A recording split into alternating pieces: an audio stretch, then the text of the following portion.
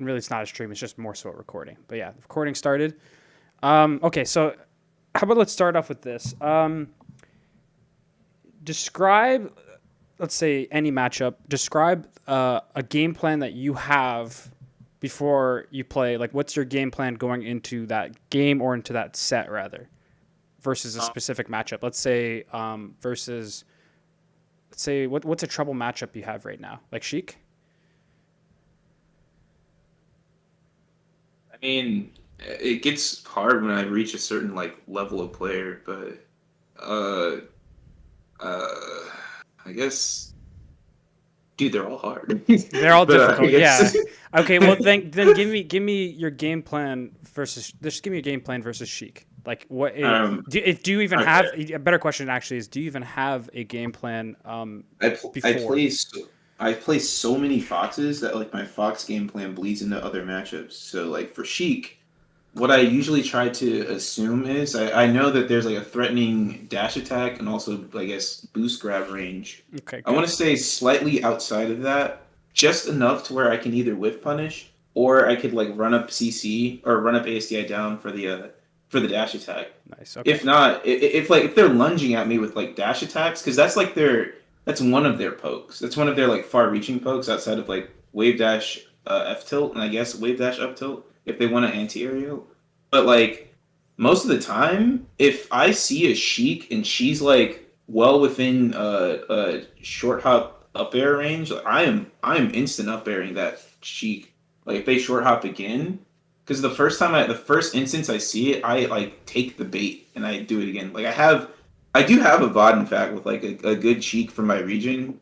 I don't know if you know him, but his name is S Deems. I'm from Georgia, Yeah. Yeah. so Yeah, I know S Teams. He's really good. yeah. He's So I actually have he's like actually hella unknown. Actually, hella underrated too. Honestly, in my opinion, he's really good. yeah, his movement is quite scary, in fact. But like if I see that happen from the Sheik, if they not instant double jump, but like if they short hop at that range, I'm up airing them. And then if I get them past like around mid 30%, it's just up throw up air, and then Oh rinse yeah, and of repeat. course. Yeah. Yeah. And Rinse then repeat. I guess like I might mix up tomahawk grabs for the like basically I try to stagger. Sometimes I like to stagger my approach when I know the Sheik is like kind of locked on to my rhythm, and so I like to either impatiently get back in the fray or like I'm too timid and I'll be too afraid and let the Sheik run up and like run up jab grab or run up. I really shouldn't be getting away with jab grab because I can just hold down and match A, Yeah. Okay. So but do you? it's like a read almost in s- that case. But Okay. In that case, do you? So then, do you feel that you're, because like you said before, you kind of wall too much. It feels like you don't really approach. Essentially, is what I got from the beginning of our conversation. yeah, Correct. So in that regard, right. then it almost feels like you don't really have the understanding of how to approach Sheik safely, right? Or approach probably many other characters as well, not just Sheik, even like Falco and Fox, right? I'll say like really it's not the space. Okay, okay. Of course the spaces are hard, but like I abuse that like walling as Falcon with this range makes the spacies some of the species because at when I go like even further, it like depends on the playstyle. But most of the time, it's like I can wall because I have a larger hitbox out. But if it's versus like a Marth is hard for me to approach. Like I in general, Mm-hmm. but Marth is kind of difficult. I can kind of get in easier versus Sheik than I can versus a Marth because like my game plan is like I run up, hold down, I run up shield. I'll try to instant up air to catch a jump. If they do lunge at me, I might like I have to. I don't even. I would have to like guess to like capitalize on their lunging attack. Like they could lunge with the dash attack or lunge with the down tilt, like run up down tilt or a wave dash down tilt from the mark. Like it's stuff like that where it's like God, it's such a. I know neutral in essence is kind of it has some RPS in there, but you can mix in some reactions to make it a bit easier and more favored for you. Yeah, But honestly, how I so I like the idea that you went over specifically kind of your essentially your flow charts to a degree on certain situations as well as like a couple other things. Now, generally speaking, I think this already goes without saying, but you do definitely have a game plan, but I think your game plan, you don't have a solidified simple game plan. It appears to be right now what you're listing off to me is kind of like everything you do in the matchup, like literally everything, Right. which is like that's fine if you're talking about from when if you're just discussing it like right now.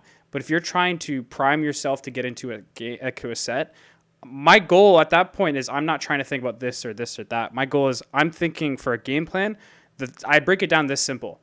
For pretty much low percent and then higher percent, I think of what do I want, what do I not want, what does the opponent want, and what do they not want, right? And for instance, if you put it into perspective of Sheik at low percent, all she wants is a grab, because that's the only way she can get a proper punish. You can CC literally everything, right?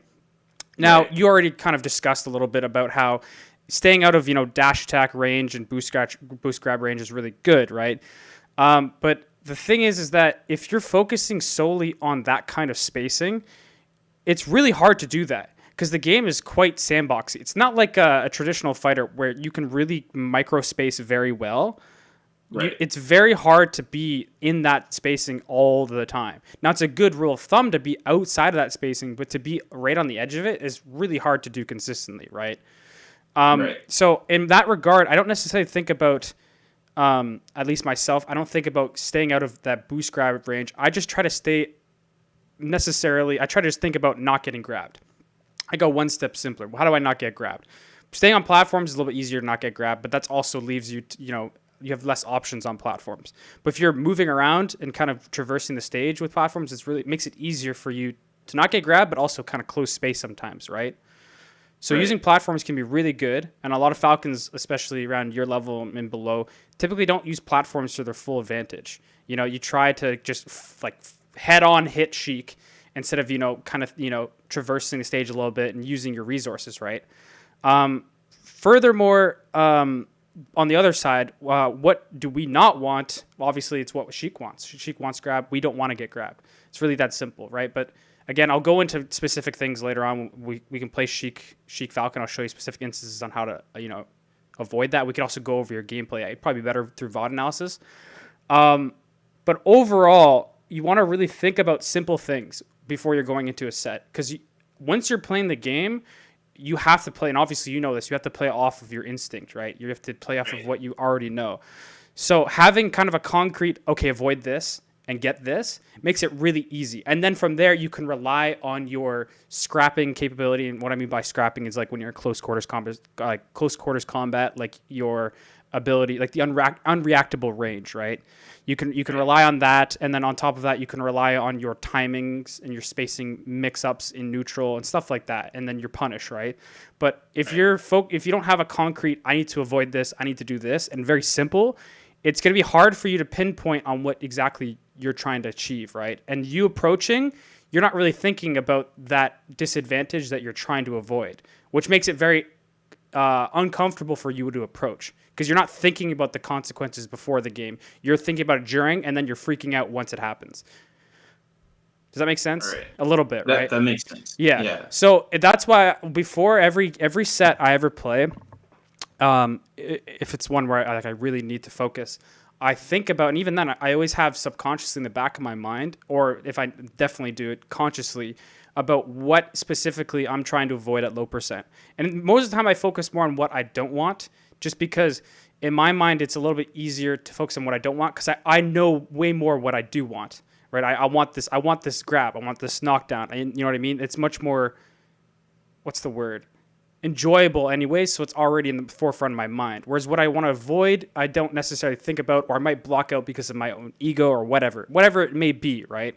So keep it very simple beforehand, what your game plan is going into it, right? Now, in regards to approaching, you have to think, and how I think about approaching people, I think about, are they more grounded player or are they a more jumping kind of player? Because if they like to swing a lot more, I can just wait till they swing and then I can go in, right? A lot of Sheiks are either more grounded or they're more swingy, and sometimes the good Sheiks will mix it up, right? They'll be more grounded based, and then they'll be more aerial based when the time comes. Usually when you're a little bit higher percent, but at low percent, Most Sheiks are going to play grounded because they're looking for a grab. What's the easiest way for a Sheik to get a grab? CC grab or shield grab, right? Boost grab is a lot more of a commitment, right? Now, you're probably getting hit with more boost grabs than you are shield grabs just because you yourself are a much more walling Falcon, right? So in that regard, you kind of have to break out of that, and I'll try and help you with that. Break out of that, stationary walling, and I'm going to try and show you some ways in which you can, help yourself get to the point where you can effectively approach a Sheik and not feel like, oh my God, I'm just going to get CC grabbed, or I'm going to get shield grabbed or whatever, or I'm going to get walled or whatever, right? But essentially, getting back to it, the two things you have to think about is this person stationary or not stationary? Is this person grounded, or are they more aerial based? And that can kind of help you understand what better way to approach. Because if they're more grounded based, honestly, a lot of times you can just do an overshot knee and you'll catch them. Even if they dash back. Same with like a Marth. Overshot knee, you can really catch them. Or even sometimes a run-up grab. If they're more aerial based, then you can do the same options, but you kind of have to wait and you whiff punish, right? If you've watched any, and I love saying it, if you watch any of like chefs like Marth, and let's talk about Marth specifically, Marth's videos or fix, if anytime you see him approach, it's always him like doing like a little stutter step, or he waits a little bit. Or if you watch like Mango play Falcon, like I was showing someone yesterday, and I'll show you it right now actually. It's a really good example of kind of, how often you can actually approach in certain matchups. Let me pull it up. Hopefully this shows up, and I'm going to share my screen with you. Let me know if you can see. Yep. Okay, YouTube, and it's Mango, and it's Mango versus the Moon. This is an old VOD, but it still holds true. This is, I want Big House 4. Yeah, it's right. Yeah, right. So this VOD, and you see, I'm already watching a lot of it, but you'll notice that Mango, he'll wait for the Moon to throw something out, and then he'll approach.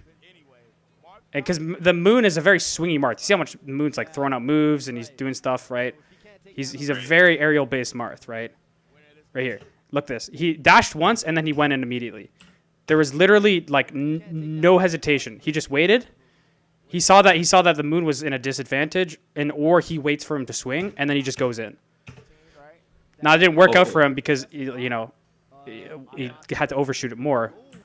But the gist of it is essentially you can just literally wait a second, wait for him to throw something out, and then go in. And you kind of have to anticipate them to throw out something, and then once they do, you go in. And it's at a range. You're at that range essentially where you can react. Because when Marth throws out something from far away, let me find a specific instance. I think it's right here. Right there. Like that was a whiff grad. It's a little bit different.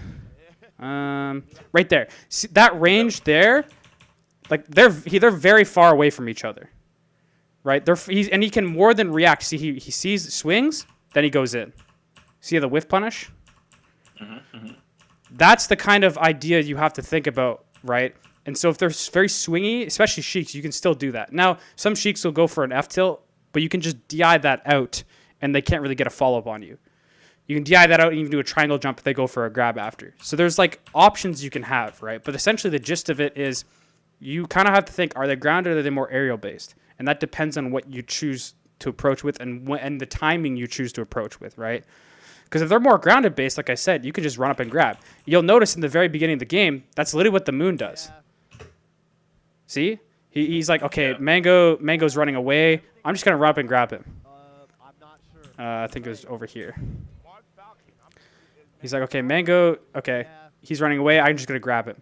Right? So it is a read, but it's kind of a feeling on what do you think they're going to do, right? And when you're getting close enough to Falcon in that position, most Falcons are going to, they're going to try and go for a bear, which grab, if they're fast enough, is going to beat you, right? So at that point in that range, you're either going to shield or you're going to try and throw a move and you're going to lose. But the Moon chose that option because of the fact that he was grounded. Now, I'll go over this a bit more kind of properly when we play a little bit in a second. But the idea is to focus on that, right? Focus on, like I said before, your simple game plan, what you want, what you don't want, and vice versa for them, as well as the kind of player they like to play like at full neutral range. Do they like to play more wally? Do they like to play more grounded? Now, even if they are full grounded or full walling or whatever, it's not always good to just do the same option every time, right? Not good to do the same spacing or same timing rather. It's always good to mix up your timing, and that's why you'll notice Mango a lot of times is like right there, a stock before, he would have just dashed away, and then dash away and then dash right in. But this time he shielded, because it changes up his timing. Because Mango noticed, I kept doing this, and the moon kept swinging at me. Okay, this time I'm gonna just run and stop for a second and then go in. And because Falcon has so much drift that if they approach, if Marth approached right here, he might have gotten clipped by that knee. But instead he drifted away and he's fine. And then he does it again, right? He whiff punishes. Like he's whiff punished so often. Right here, that's a whiff punish. Let's see if he whiff punishes again. Tries to whiff punish. He's just holding center, kind of just waiting for a swing to whiff punish. And that's, an easy punish too. Mango's doing whatever, God knows what there. Right there was a risky knee, but he's like, okay, I might be able to catch him, right? Right there, I seriously, I would have just tried to instant up air out of shield like an idiot. Because oh my God. But like, the thing is, if I do that, if I whiff, even if I miss, and like I don't even take the count, the percent sometimes. I'm on the other side. I'm behind them, and then I'm near the ledge, and they can just like swap me off stage or even grab me. It's just it's brutal. Ugh. It's definitely brutal. And I was actually gonna bring that up. From what I could already tell, you have an over reliance on up air, and instant up air. Instant up air is a great option, but to be honest, I only ever use instant up air in combos. I don't use it in neutral whatsoever. I might use it, like you said, if I'm confident, I might be able to clip a Sheik. Like, let's say they're fairing in center stage or whatever. Like, they're like right here, and they're fairing. Let's say the Marth's a Sheik, and he's fairing, right? And I feel like I'm a little bit more back than where the Falcon is, and I think they're going to do, like, a fair and air, and I might, run an instant up air. That's okay. But for, like, close range situations, instant up air doesn't really hit that far forward for as long as necessary. It has a very short active hitbox in front of you. Whereas like knee is out for a long time, and knee actually hits pretty, I don't know if you can see my cursor or not, probably not, but knee itself has, can you? Yeah, knee itself has like a big hitbox. Like it's a lot larger than people realize. And so you can catch a lot of things, and it's your hurt box is like, here, but it has enough disjoint and it's out for a while that it can catch a lot of things, right? Active hitboxes with Falcon are really, really good. That's why Nair's really good and Knee's exceptionally good and Stomp's really good, because your drift enables you to cover like all this range here with an active hitbox. No other character can do that. Maybe Puff a little bit, and even then back air's not up for that long. Like I think Puff's only real one that really covers a lot of space for a while is Nair. But we have the luxury of doing it. When you use instant up air, you're not really threatening that much space for that often. You're threatening only that, this space right here. And then the issue is you have to land. And that landing takes more than 11 frames or 10 frames for an instant up air to come out. So now you're in a position where you're not covering anything, and Marth can easily whiff punish you, right?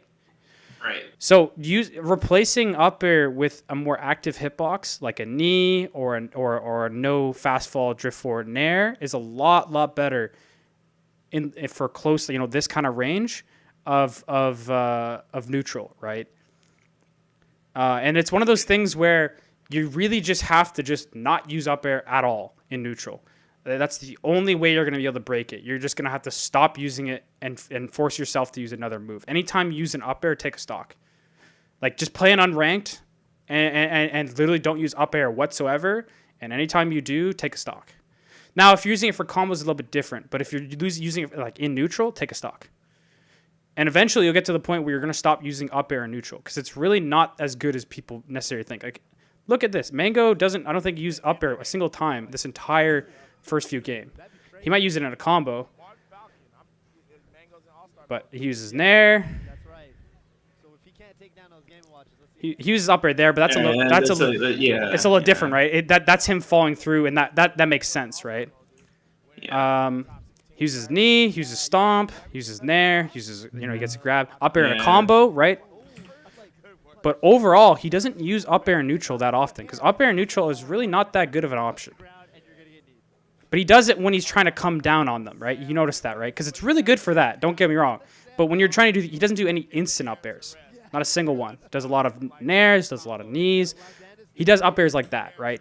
The ones, and the Wizzy does that too, where you kind of, in this case, Mango did a jump back in, whereas Wizzy will do the more instant double jump, fade in, either with a fast fall or no fast fall, and then either drift forward fully or slightly drift forward, and he'll get the up air, right? He does that quite a lot, which is also a really good option. But also, even Wizzy doesn't do instant up air and neutral that often, right? Right. But again, no nairs again, knees approaches, you know, and knee is amazing at lower percent against like Marth because if they don't hold down or shield it, it leads to a grab, and that's really good, right? And again, it being very active for a while, even if you get the soft hitbox, if they're not holding down or shielding, they can't really get a true punish on you, right? Like look at that, look how far he's able to hit.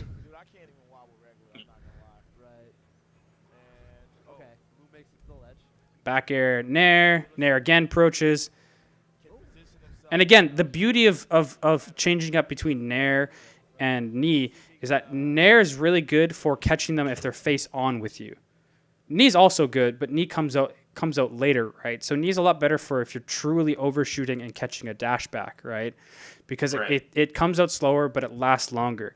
Whereas with nair comes out faster and is more CCable, so it's much better to use nair if they're airborne, right? So think knee more grounded, nair more aerial. Now you can use both in either situation still, like knee for aerial, nair for grounded, but a rule of thumb mostly is that if you follow knee for straight overshoot on grounded and nair for more aerial based, it'll work out better just because of their timing and their active hitboxes, right? Right. But yeah, again, not a single instant up air. And now again, yes, like more delayed up airs, right? It's all delayed up airs. No instant, very delayed, spaced, coming down with them, right? And again, this set is also from what? October 2014, but it still holds true to this day. Still holds true to this day. But anyways, I just wanted you to get the gist of that. Essentially, like, see, Mango's doing shit that Falcons in 2017 were doing. I'll be on shield. But anyways, I want you to get the understanding that doing instant up air or neutral is not a good option, like at all. It's just get rid of that completely. Besides that, another option that I'm probably gonna have to kind of wean out of you is probably Lord Stomp, because Lord Stomp is a good option. But it's also like instant up air, where if you miss it, you can get punished for it pretty hard. I'm like looking at the gameplay as well. I'm sorry. No, it's fine. I that's fine. It sometimes we watch Melee, but we don't actually watch Melee. You know what I mean? You don't notice. Yeah. I think maybe it's because I've been playing a lot too, but since rollback, like I started taking notes, and ever since then, like I kind of got a little better. Before rollback, like I remember I was playing I would play the Sheiks. Like I have two Sheiks who are PR'd in my region. Mm-hmm. S-Teams and another one's Ostentatious, but like oh yeah, they're both really good Sheiks actually. I played both of them. Ostentatious also a very solid Sheiks too. So I was like, I would always get like bodied by them, and I still do. But ever since I started taking notes and writing down like little things, and it's not even like just from the cookbook, but it's just like habits I've had and like situations where I need to kind of make adjustments. It's helped a lot, and like you said, like I realized, damn, for like the past couple of years, I just haven't really been watching Melee. Yeah, and trust me, I don't know how long you've been playing for, Drew. How long you've been playing for, actually? since like summer 2015, so almost like pretty much 6 years. But Okay, like for sure. it was during college, so I didn't have like all the time to. Definitely. And honestly, I was about the same boat, except the difference was I had a whole year where I only worked and I was able to play a lot more Melee. So, and I also had a lot of ability, a lot of good players around me, right? I was friends with a lot of good players, thankfully. So I was able to get really good practice. But again, for myself in particular, it wasn't until 2019 when I had a top player. I played with Sunsei for almost a month straight before GOMO of 2019, where we essentially just focus as hard as we can, and you basically just tried our hardest and played for like hours on end, right? And it wasn't until then, I started about 2014 summer, so it wasn't until 5 years later that I really started seeing Melee. You know what I mean? I really started seeing, oh, this is how mix-ups work. Oh, this is how people think. This is how I should essentially be viewing the game.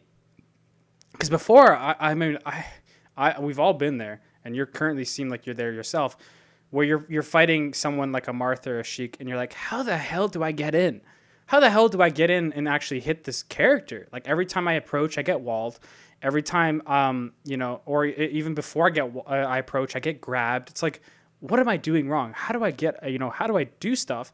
And it's like, it's not until you realize that like, oh, if they're grounded like this, they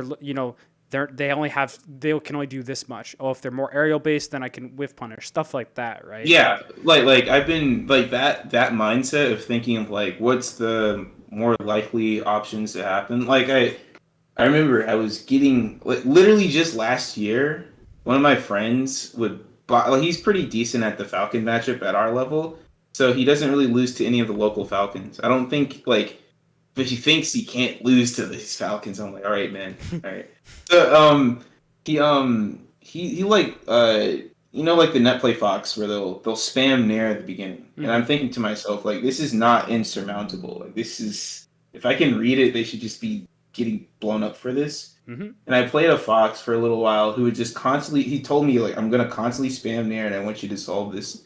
And that's when I realized like okay, I have to really think about what Foxes more than like what their likely approaches are. Like they can do running shine, JC up smash, possibly go for a full hop nair or short hop nair. Rarely will you see a Fox just walk up, do a pivot up tilt. That's just not. I mean, it can happen. Yeah, but it's probably not going to happen. It's not going to happen. If anything, it'll be a wave dash back up tilt. And wave dash back up tilt. Wave dash back. And the thing is about it is that you can react to the way they're facing. You can react like there's so many. You can react to full hop nairs. You can react to a lot of things that people don't because you're not looking for it, right?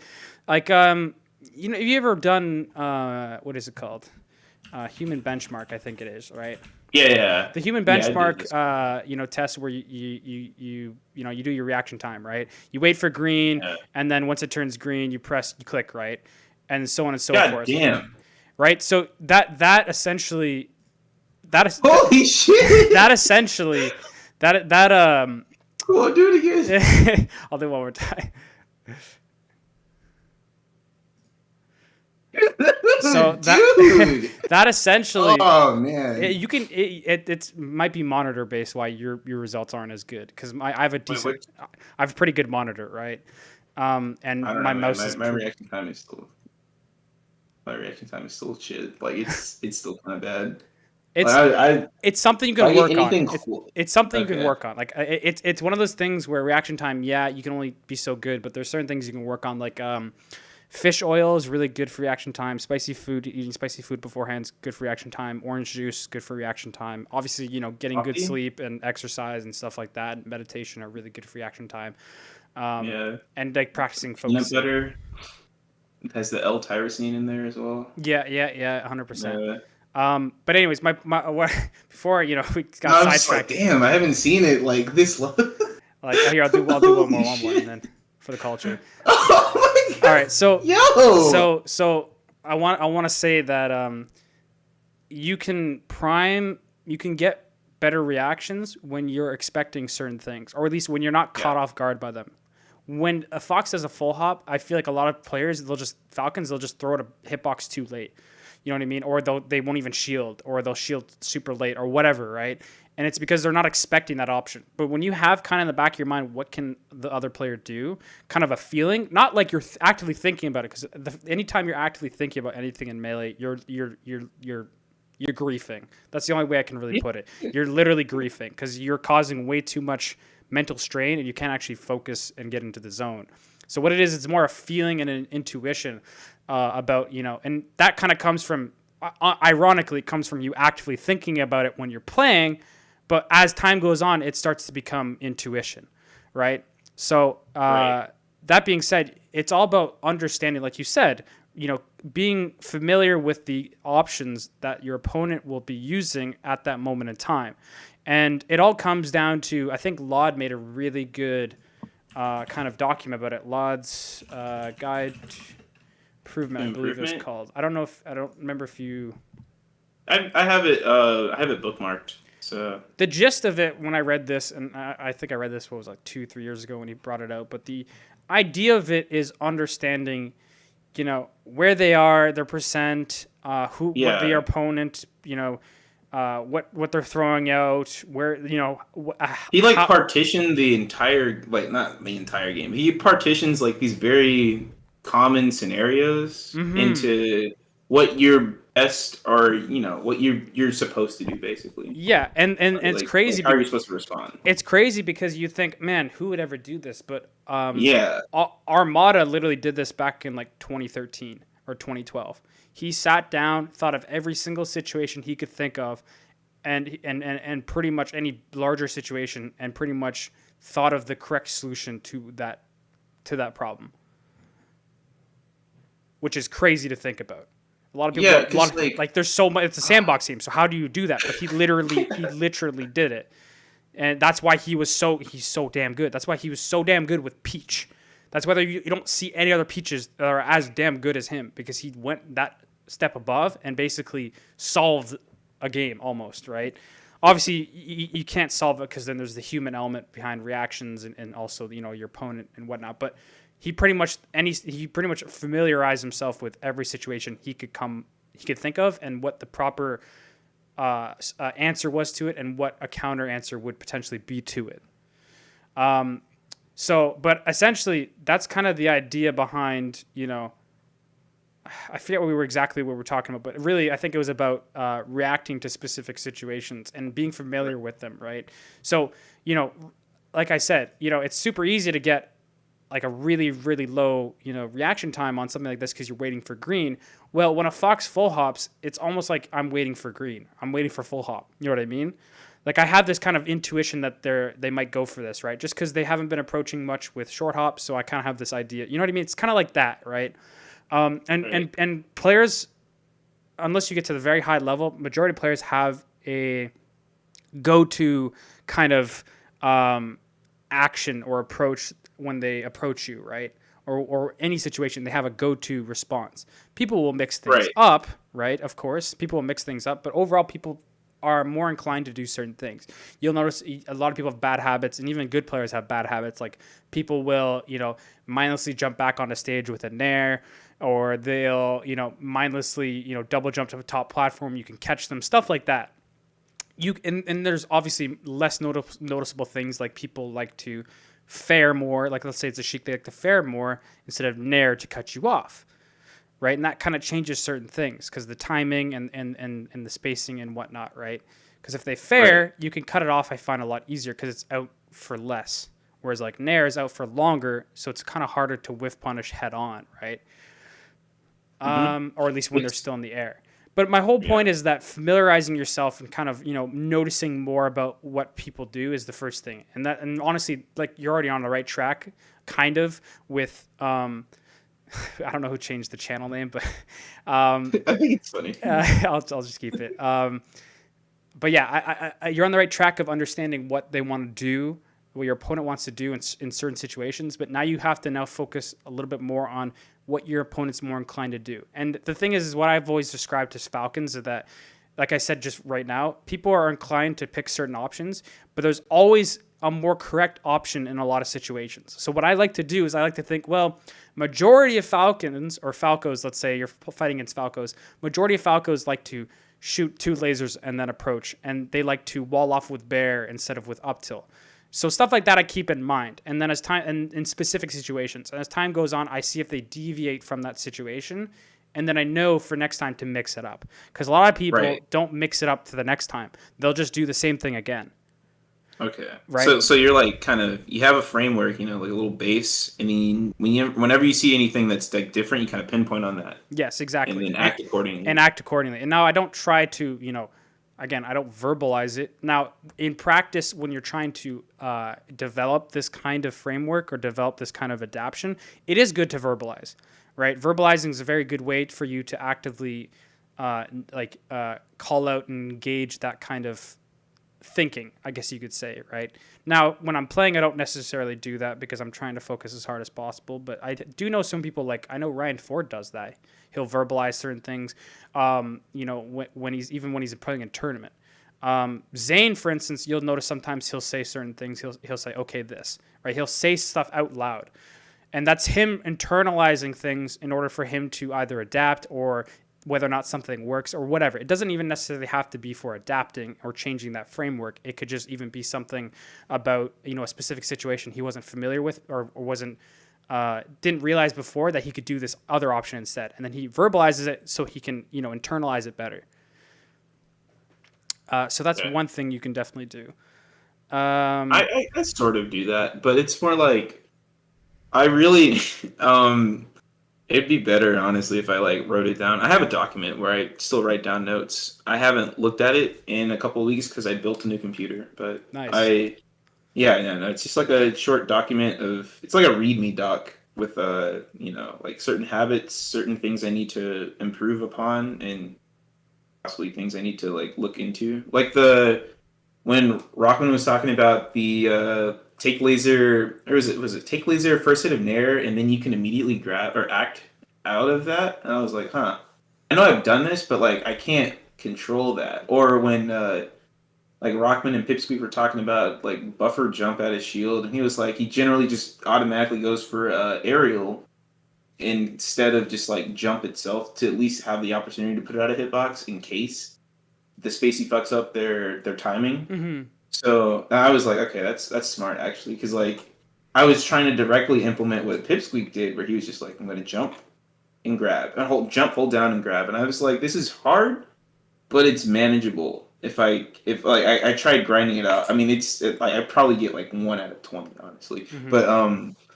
but it's like a work in progress in that sense. But yeah, I do definitely tend to verbalize these little things I notice in game and keep a mental note of things like that. Awesome. I think at this, I think just make sure that you continue doing it, or rather, because you can definitely verbalize certain things, but you probably don't verbalize habits enough, maybe. Like the opponent's habits enough, because that's probably more so what you should work on now. Because verbalizing in general, like you already do it, which is great. But now verbalizing habits is a lot better. It could be as simple as their wake up option, they spam wake up spot dodge, right? So you say wake up spot dodge, and then that way you internalize what they do, and the next time to look for spot dodge, right? And obviously people switch it up, so you can't always be looking for that. But in certain situations, it's hard to explain. But in certain situations, even though it's the same neutral option that they're choosing, neutral get up, let's say, they still have a different feeling about what to choose. And that's the only way I can really describe it. Because even though there's really no difference between your spacing in that situation and the option they choose, they just gravitate towards spot dodge. And it typically happens after a situation where you catch them off guard and they're now panicked, right? They accidentally did something, and now they have to neutral get up, and they're panicked. So then their panic option, you look for panic options, is spot dodge. Whereas if they're prepared for it, then their non-panic option might be a shine instead, or might be an up tilt, or might be a roll. You know what I mean? You catch somebody off guard, essentially, right? And so those are the kind of things I try to look for. I'm like, okay, panicked, and it's hard to really recognize when someone is panicked, but it's really off of a scuffle situation, and you catch them, and it's they wouldn't necessarily they might like mess up their movement or whatever, and then they get up attack or something like that, and you might be late to the get up attack, like stuff like that, where the scramble is scuffed is essentially what I'm trying to get at, right? Those are the times when people panic, or when they accidentally shield and then they're sent into a knockdown. That's when they panic, stuff like that, right? So I look for the panic options, right? Because then I know if I catch them in that situation, which is not always easy to do, but if I do, I know they're going for a spot dodge, and it's much easier for me to hit it. I've been like trying to be a little bit better about that, or at least mindful, with the like my panic option on ledge is fucking get up attack. Like it's so stupid. I think about it every time. I'm like, oh my god. If I get rewarded for it, I'm like fine. But it like just the other day I ran into Cody and I did it and I was like, what the hell? Like we spoke about this. Yeah. I totally get that. My panic option on ledge is roll. If I ever do panic, it's roll. Same. Yeah. It's like if I land a ledge dash, I'm rolling. It's stupid. Or I'll ledge dash and try to run through them. Like it's cheeky, kind of works. It's good, but it's like they're just gonna, if they just hold center stage and throw it an aerial, you get hit. Even if you roll. Like, yeah, and I think to myself like, okay, I know Falcon isn't that terrible off ledge. It's like we're not like Marth or something. No. And even Marth can get off ledge. You see Zane's able to get off ledge more often than not. It's all about changing your timings and changing your options and patience, right? Patience is a huge thing, right? Which I think you already kind of have, just because of like you said, the play style you have is you kind of wait, so you're not antsy to go in. I had a lesson yesterday with Chamberoni, and he was all like, I just want to be super aggressive, and I'm like, you can't be, but if you want to be, then you have to have crazy defense. And I kind of explained to him that Rockman, the reason why Chef Rockman is so good at approaching isn't because he's so good at the offensive side. It's because his counter defense or counter offense off of his offense not working is so damn good. This guy will nair in, get F tilted, and then triangle jump down, and that allows him to play aggressive. Whereas every other Falcon who tries to play aggressive, they just nair in, they get hit, and then they give a free punish. Or it even less so than just the defense. They nair in at horrible timings, and they do like a 1-2 and then nair in every single time, instead of maybe like run up crouch or run up shield, or just not even approaching and letting them whiff and then approach. You know what I mean? Like stuff like that is really important. But anyways, getting back to it, essentially what we were just describing. Pardon? I was looking at the time. We don't worry if we go over. I don't mind whatsoever. Okay. I'd much rather the first time be, if you ever get another lesson, I'd much rather be the first time be much more thorough, and the next time we can focus on more specific things. So don't worry if we go over like half an hour, 45, even another whole hour. Don't worry. It's same price that you paid before. Unless you have somewhere to go. I'll say my fault for not having, because usually I've like had 2 lessons before with I had 1 lesson with Cody and another lesson with LSD or Logan. And I forgot, usually I have like an agenda or something on the docket. I didn't bring one today. So no, that's totally fine. I'd much rather. I'd much prefer, obviously, if you've had like VODs or whatever, but at the end of the day, I don't really mind, because I find that VOD analysis anyone can do, right? Anyone can do VOD analysis, but I also feel like not going over specific situations outside of VOD analysis isn't done as often, because you can only go over so much through VOD analysis. You can go over, what are my bad habits, what am I missing, this and that, but then you also don't necessarily go over concepts as often, right? Like we're going over right now, right? With your game plan and with your reaction points and with a bunch of other things, right? But obviously, doing VOD analysis is more preferred, but I don't mind that you came unprepared. My last 2 lessons I did, there was no VOD, no one had VODs available. We were just vibing like we're doing right now. I do have some VODs, but the thing is, I don't know where to start is the issue. I have examples. I just don't know which one to really go for, because my States Arcadian is coming up. I don't even think I want to win. I just want to perform well. That's And that's a all. good objective. Performing. But that's too abstract. I guess I should say like I want to like. There's a certain couple of people I know I can beat, but I have to be playing on point that day, and I want to be like ready. What I If would that makes sense. recommend, yeah, you're right. Having abstract goals isn't good. Having a more concrete goals is better. Not necessarily saying you want to beat these people, but more so But I say want to. Yeah, like yeah. I'm I sorry. want to perform well against X player where I don't do, Y, right? And Y is whatever weakness you have, right? Just focus on that one thing, but don't like tunnel vision on it to the point where you're like avoiding it Only completely. trying.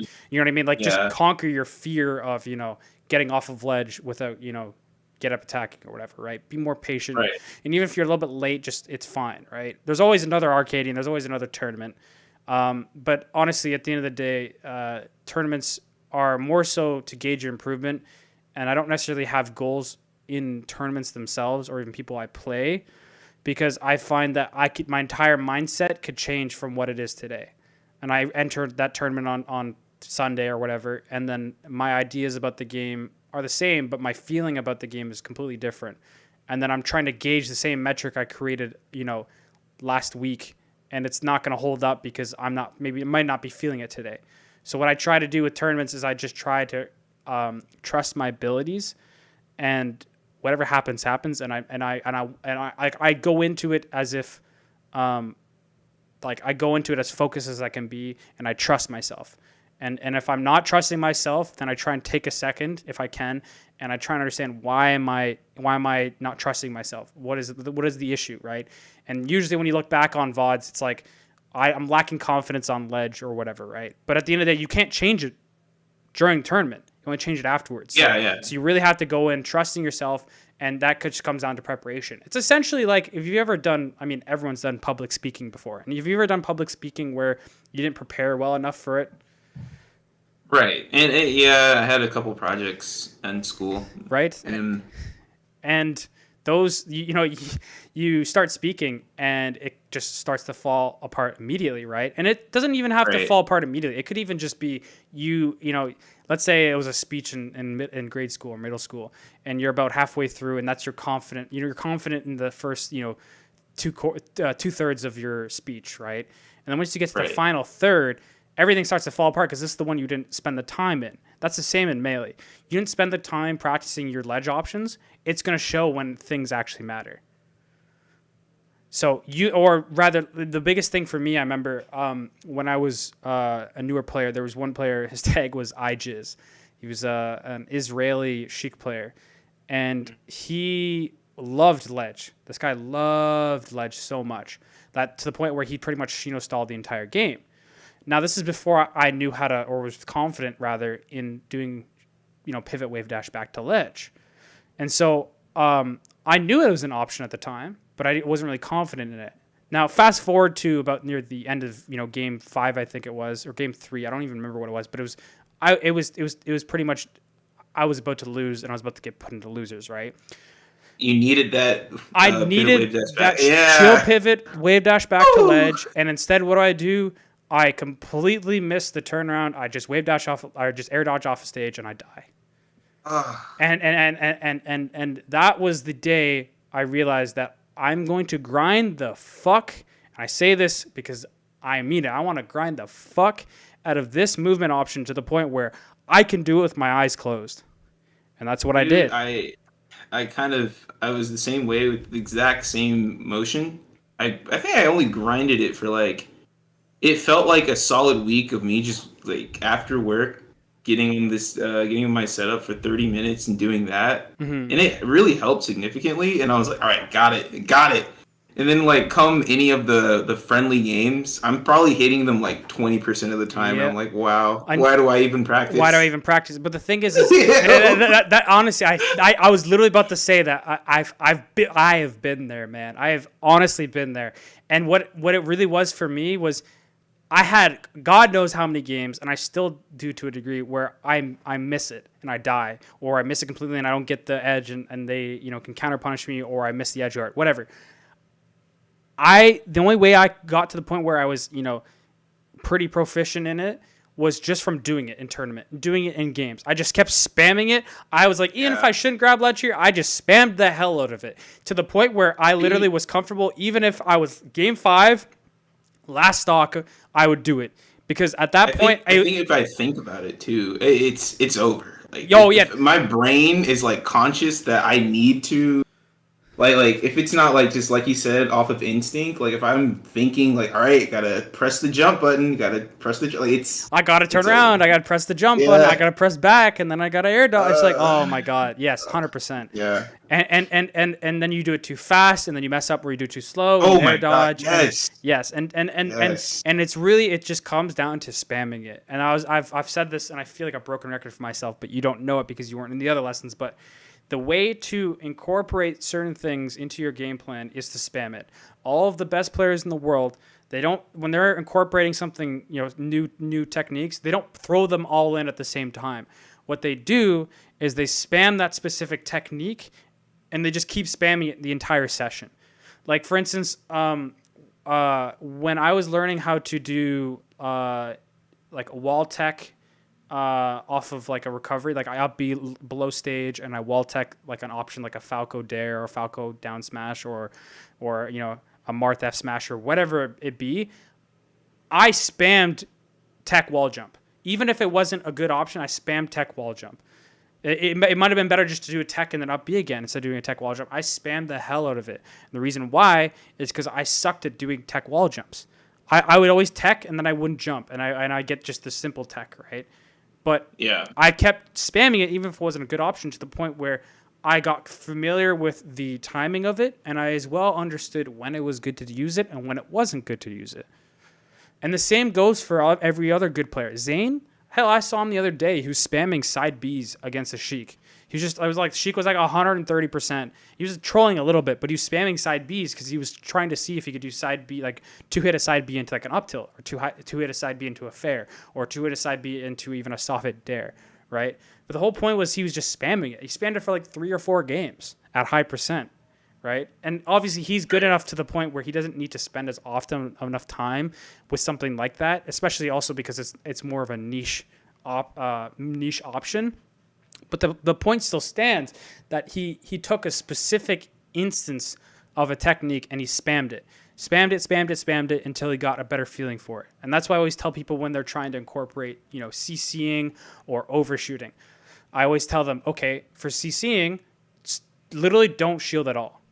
Literally only CC. Oh my god, that's just fucking. Oh, okay. Like what you mentioned earlier about just SD. If you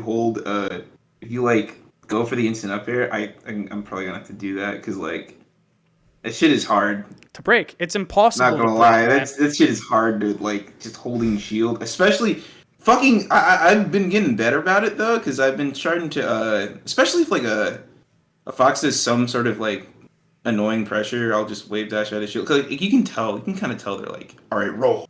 They just want you to roll so badly. Roll so bad, exactly. Right? And I'm just like, I mean, I can press a button out of shield and move out of here if you want me to. Like, it's kind of okay. It's gotten better, but it used to be way worse. But like I said, even I have a buddy I play with often, and he like knows if I get off the ledge or if I'm in the corner, shield, and he just shine grabs me or just straight up raw grabs, and I'm like, God damn it!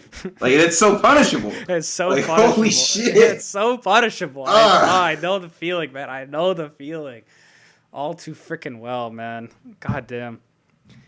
And that's how I feel about running shine too, because it's like I'm walling. I know what's gonna happen, and I've weaned myself off of the Lord Stomps to the point where like I don't use them as much. And then I spoke to educational purpose, him. Mm-hmm. Like I was just like, God damn it, I don't even know when to use them anymore because I don't go for them as much. And I'm like, I've lost all confidence in like using them. Honestly, Lord Stomps, in my opinion, are actually a crutch. If you notice, they are. Oh my God, even Wizzy has stopped using them as much as he used to. Even Wizzy, the guy who used to literally spam them 5 times in a row, has stopped using them because they're a crutch. Like the issue is unless you're able to punish like extremely well, like if you're Sechi and you're just a bot, or Wizzy when he's like really on, then yes, you can do that option and it'll pay off for you. But the thing is the risk, the reward you get versus the risk is not worth it. And not only that, but you become predictable. And the thing is, that is the that's the biggest nightmare. issue, right? The more predictable you get, the better your punish has to be. If you look at like I don't want to say any names, but there's a certain Sheik player from East Coast. I won't say exactly their tag because I don't want to put anyone on blast. But this specific Sheik player has brain dead fucking neutral, such dog shit neutral. But the difference is he grabs you, he 0 to deaths you. You're done. You're done, exactly. But the thing is, he's able to be very predictable, and he's able to go for these high risk, kind of low reward, but like a grab is a low reward, right? High risk, grab reward ish, because of the fact that he's confident and he's able to punish to the point where he kills you. So, right. If you want to, you can continue playing like that, but then you have to become literally a bot. In my mind, you also lose out on a lot of what makes Melee so enjoyable. No, exactly. Like, oh my, I literally see all of you having so much fucking fun posting clips in the kitchen, and I'm here just fucking spamming back here. Like, spamming back here, exactly. And then, and not only that, but you feel like you don't have, because I used to do the same thing. I used to wall a lot, and I used to not approach as much. And you feel like you're not even setting the pace of the game either. You feel like it's all up to the other player. And then I feel at that point, I'm not even playing my game. I'm playing their game. And at that point, I'm like, why am I even playing a game that someone else is dictating for me? Fuck that. That's what I'm like. What am I doing? That like I'm always the one. I'm always the sub, and they're always the dom. Like fuck this shit. I don't want to be submissive. I want to be dominant, right? And I'm trying to run the pace of the game. I'm trying to run the shit, right? And I can't do that right now. And so, and the thing is that's kind of where the issue comes with very defensive walling playstyles. You don't get to dictate necessarily the pace of the game.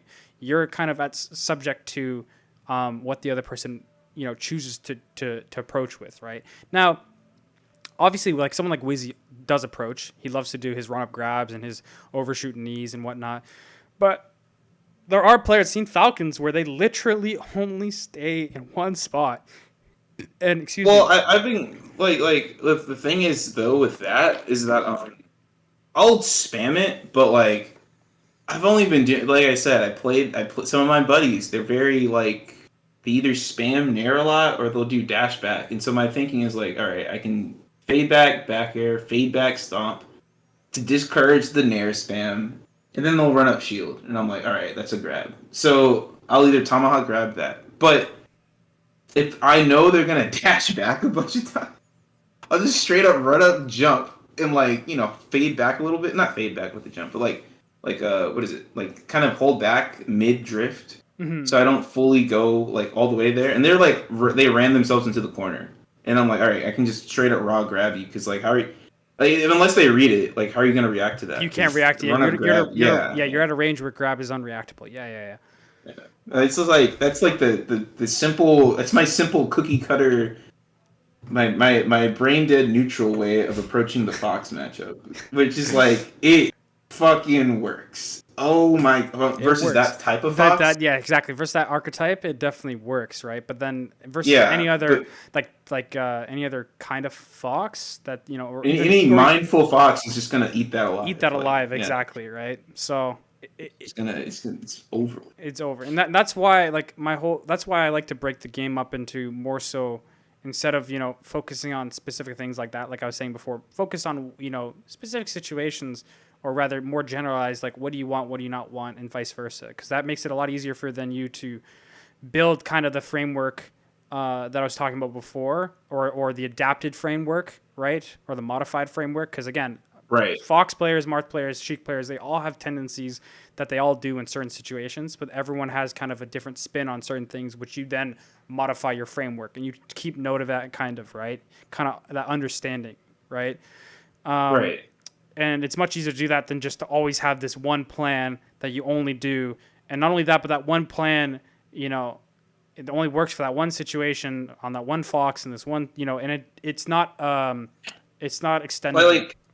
Yeah, like I have there's another Fox that I have in my region, and he's like, he can beat PR players, but he doesn't practice. He's like one of those guys where he's like, he actually has a lot. Who's that? If you don't mind me It's asking. Will Smith. Okay. You don't. I doubt you know him. I know him. I know the Georgia scene pretty well.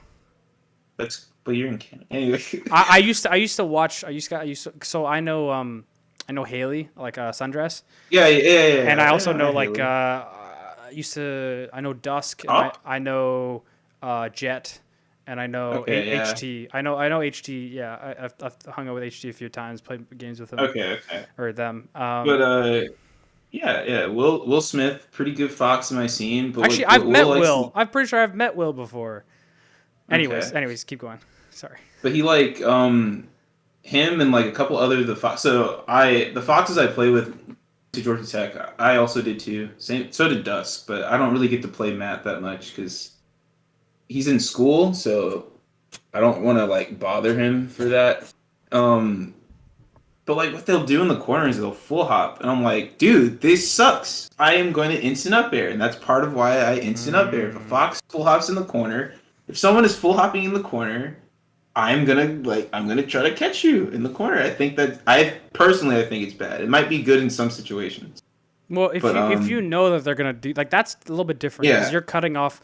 They're very limited in options. They're very limited in what they can do. So instant up air is not a bad idea. I usually do full hop knee just because I like hitting with knee, and knee's out for longer too. Let me try that. And like there's a meme like Haley Chef and I like for the longest time like Haley would always just do full hop knee and neutral and shit, and and I started spamming it too, and it was pretty funny kind of how many times you could actually hit somebody with full hop knee. Like it's just so funny, right? Like you're just full hop knee and neutral. Doesn't even matter if it's working. And it surprisingly it works way more than some people think it would work. Honestly, it's crazy. Like you'd think like full hop knee, like what the hell are you gonna hit with full hop knee? And honestly, you'd be fucking surprised the amount of shit you hit with full hop knee. But I definitely prefer full hop knee in that situation because again, knee lasts longer. I don't know. There's something about knee is very deceiving as well, right? Because again, up air is out very quickly. You kind of have to immediately hit them with the up air if you're gonna have to do up air. And yeah, you could do up air and you probably catch them on bad DI and potentially even get a combo off of it. But honestly, more times than not, if I just hit them with the knee and they're like even mid percent, they're like dead. Or if I hit him with the soft, or if I hit him at like lower percent on knee, I can sometimes even hit him with a falling knee after that because I'm already full drift forward, right?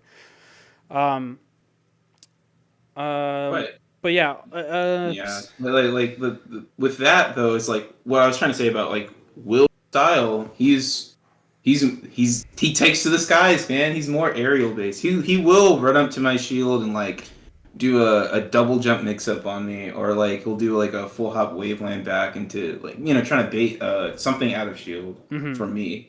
Because like I am so trigger happy where if someone hits my shield, I don't want to roll because I used to play like a bunch of spaceys when I first started out who would just start punishing me for rolling. They're like, don't roll there, don't roll there, don't roll there. I'm like, oh my god.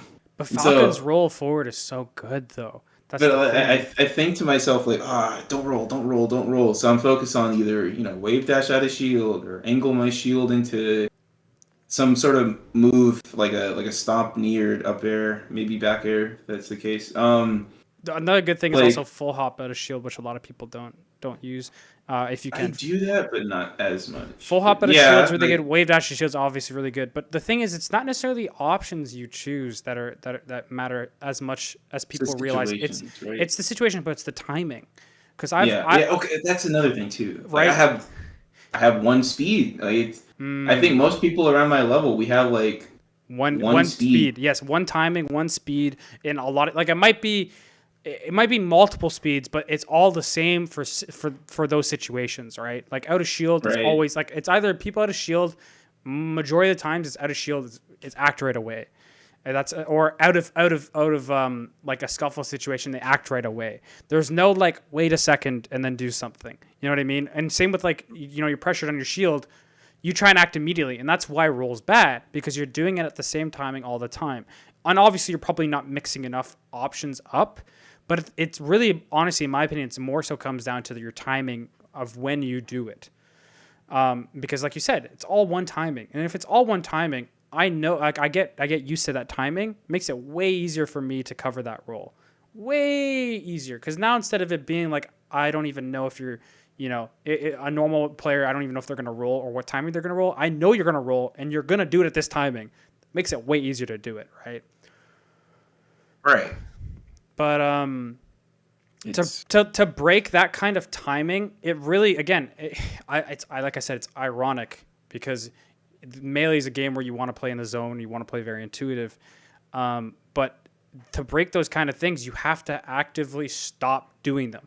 You have to actively say, okay, I'm not going to roll this entire session, or I'm going to hold shield for longer and then roll, or I'm going to, anything. It can be literally anything, or I'm going to, not grab it all during the session, right? That doesn't necessarily come in line with what we're talking about with timings, but the point still stands to break these specific bad habits.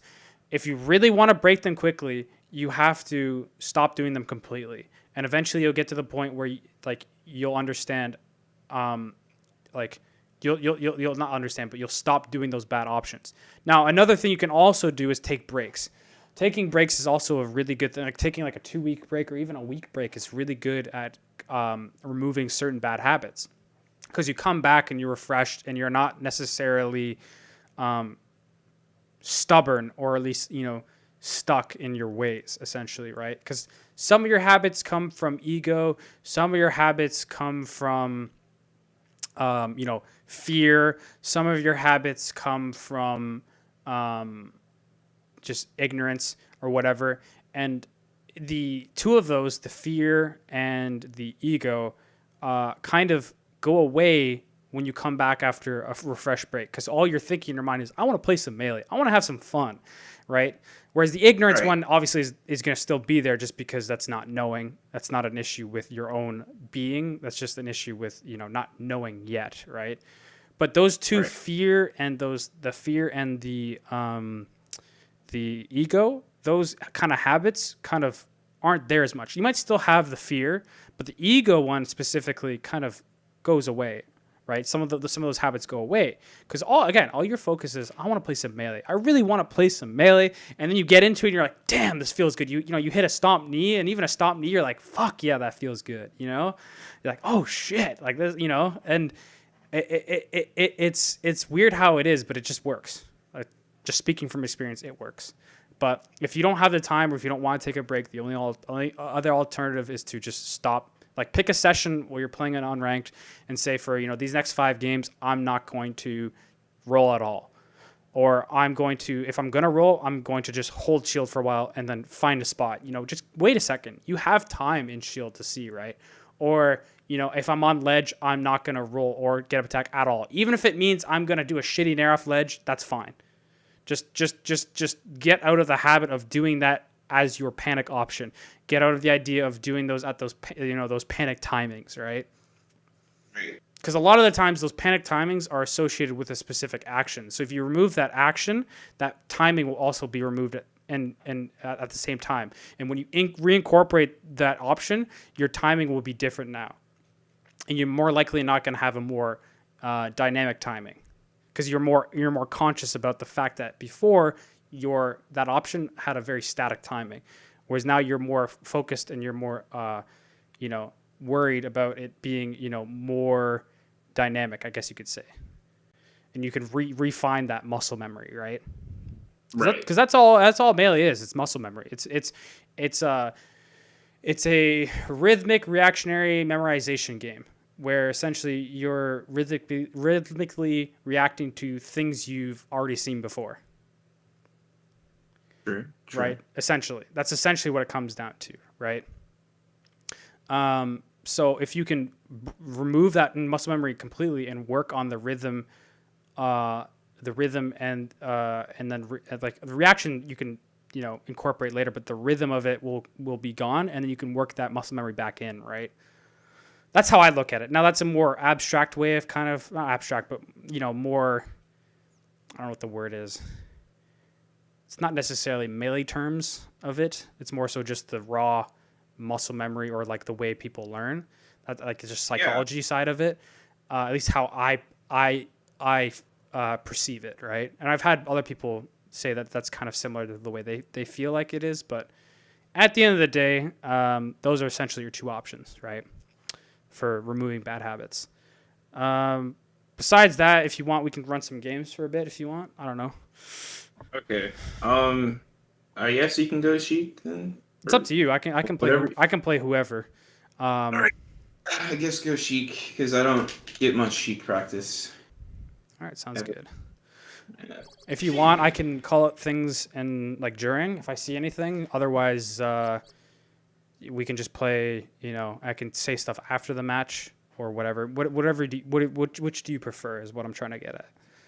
Either or. I honestly during is fine. I don't mind that. That's like a bit better because you'll see it. It won't skip your mind, or you won't lose track of it. That also, I guess, for the VOD itself, you'll be able to see exactly what I'm pinpointing as well, right? Right. All right, cool. Versus Captain Falcon. Go!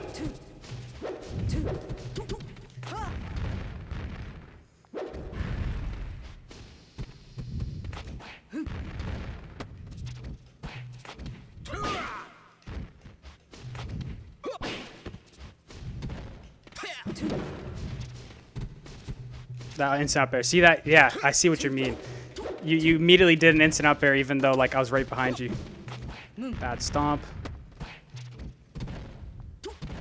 Bad nair into the stage. Okay, I gotta get warmed a little bit. Overextended. Man, And did I run far enough? I don't know if I ran far enough or not. you might have not. I think you jumped a little too early. Again, instant up air neutral. See how that didn't hit me at all.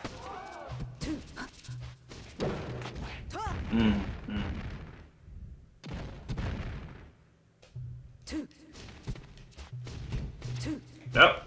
Yeah, see? Nice try with the tomahawk. You ran too forward. Just grab right away if you're right in front. Nice try.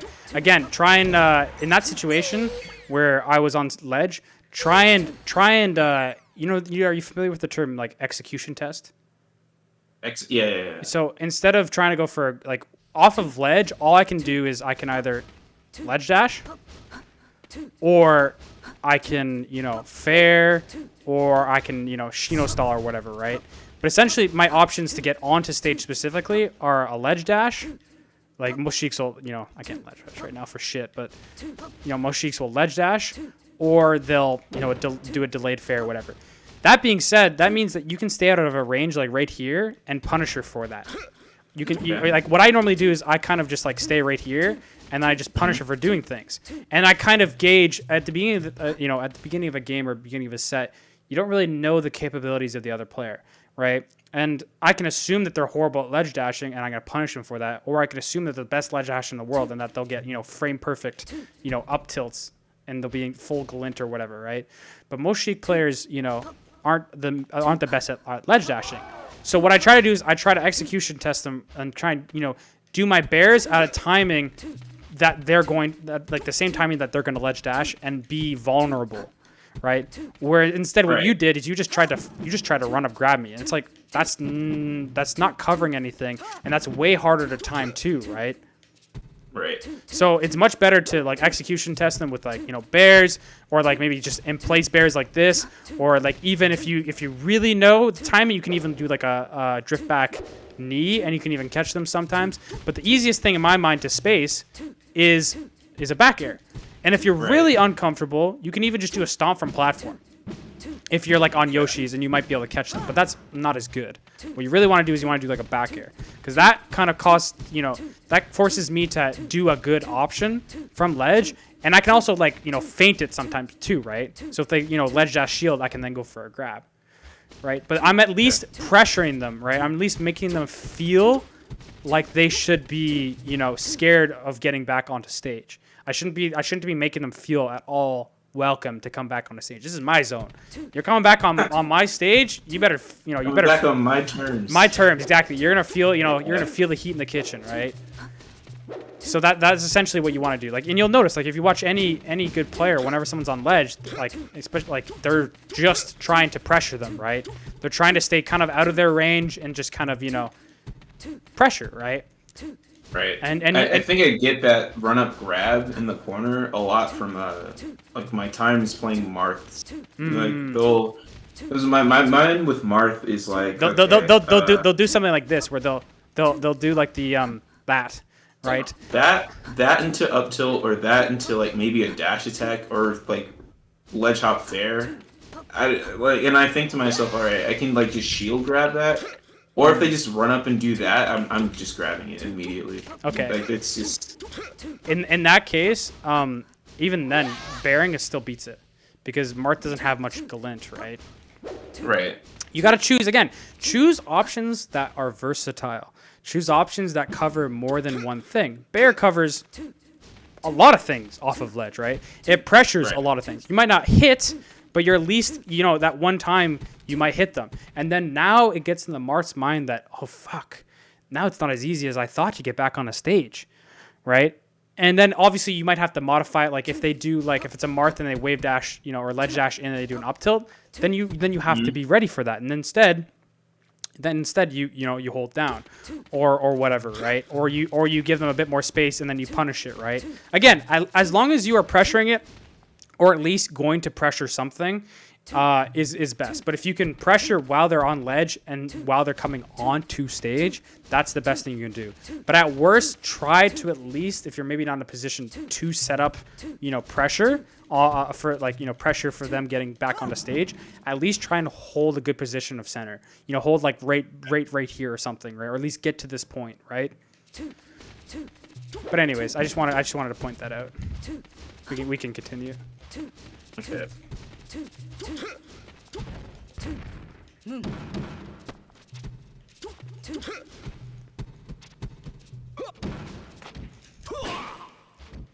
You gotta do down throw at that percent. See, instant up air again. You were trying to combo, but it almost seemed like a neutral option there. Sweet, and I missed the wave plan or the wave dash. Wave dash back, yeah. Right Nice. there, you got a little too close to the stage.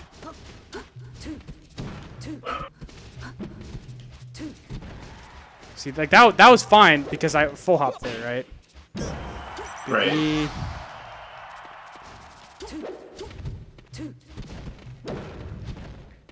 Oh, Again, no. you're trying to act out a shield when you shouldn't. Jab, grab, down throw. Down throw. Below, I say below 35%. I always down throw, even though it's like 32 or 31. You can. Yeah, up air is 32-ish. I want to say. Yeah. I don't know if that's a port dependent one though. I mean, usually all are. Yeah. Now I don't know if it was because you were talking there or what, but did you notice how I got back on the stage and you were already holding shield? Yeah. Right? You're not even trying to punish me coming back on the stage. You're almost like, oh shit, I got a shield. For whatever reason, you felt defensive. Now that might have just been because I was talking to you while we were doing it, and sometimes it's hard to think and do at the same time. But again, try to focus on okay, they're getting off ledge. Okay, I'm back air, right?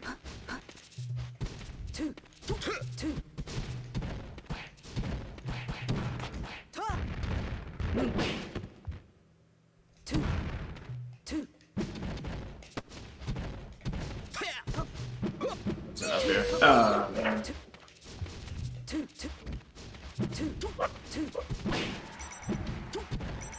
Nice. Ah. No.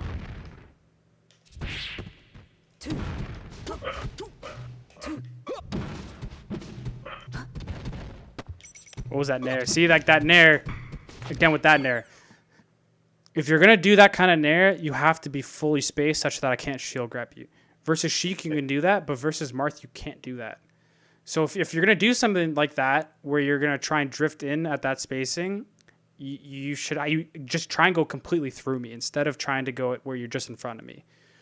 Or try to go for a knee instead, or try to go for a stomp and go behind me. With the knee, you can go in front because it's good enough, but with even then, it's not the greatest. But you're in a position where you're doing, you were just maybe half a character length away from me. You try to go for a nair. Yeah. I can just hold down. or I can just shield. And if you're giving me all the opportunity to do anything I want because you're not spacing it well, right? Right. So I hate that because I also do, in the Falcon Ditto, when it's like Falcon 1, Falcon A stomps Falcon B, Falcon B shields, and then they do leapfrog shit. Yeah. Oh my god. I know exactly. It's the worst. It's actually the worst. But in that situation, just try not to nair to shield. Try to knee to shield instead. Try to stomp and drift forward, right? Use your drift, or just don't even. Just wave dash out or full hop out, or if you really feel like you're pressured, which in that situation you weren't, but if you feel pressured, roll. Because and again, this comes down to thinking about, okay, in that, well, look back on the situation again if you can in the VOD and see kind of the situation of when you nared out a shield, and then when you're practicing, your unranked session where you're working on a specific technique not to do, don't do that specific nair. Just literally think, okay, I'm in shield, don't nair, right? It might even come down to just, I'm in shield, don't nair at a shield. You know what I mean? Because so far you've already done that. Or I don't know if it was at a shield, but it was at that specific spacing, specific timing. You already did that, I think. It was definitely at a shield. Yeah. You've already done that specific nair already twice so far. Maybe even 3 times. I've already noticed. So, anyways.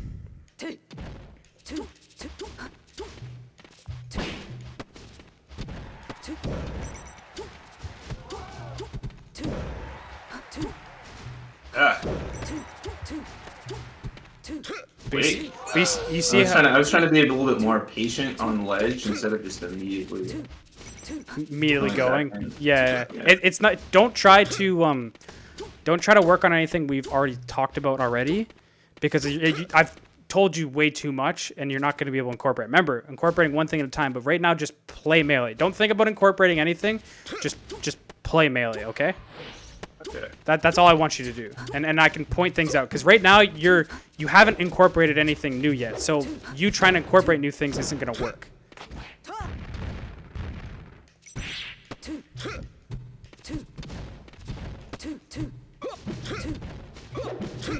Oh, almost.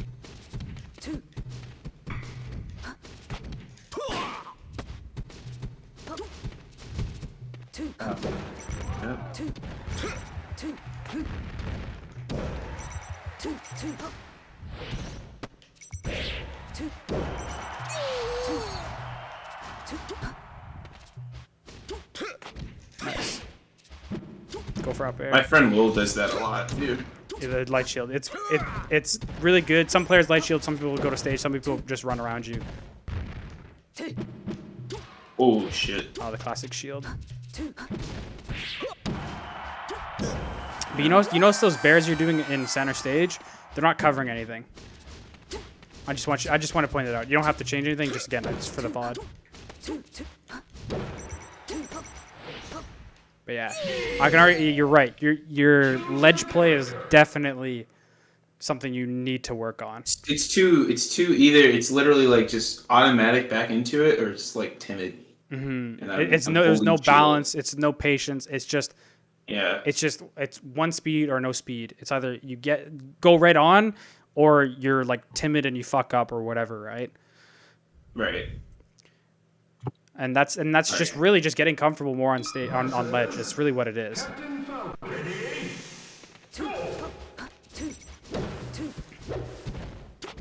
Acting a shield when you shouldn't immediately. Oh fuck.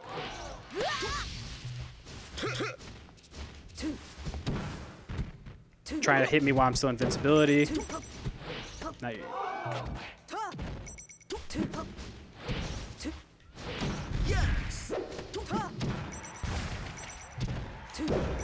You tried to roll there immediately, and you got caught. That happens.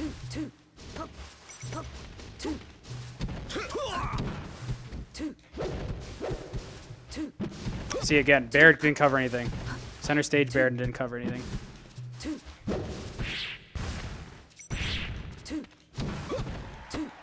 Try to CC that stomp, that doesn't really work. Try to activate a shield again, I almost caught you. For ledge. Oh, that's a hard one. Because, like, I have to accept the fact that I'm in a bad position. and shouldn't be so greedy and always go for ledge. But like that's another one too. Only recently have I been trying to do the ledge cancel up B. Because there's some money ledge cancels. It's really good ones. Nice up air. Bad bear. I'm way too close. You're not reacting to where I am. Hold up.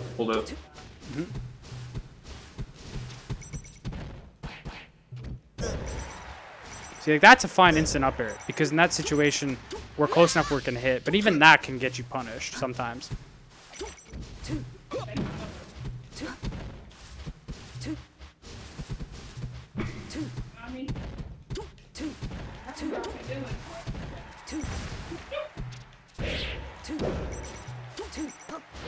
Oh. Hold up, I have to. Yeah, to... Take your time. Take your time. Yeah. I drink some water.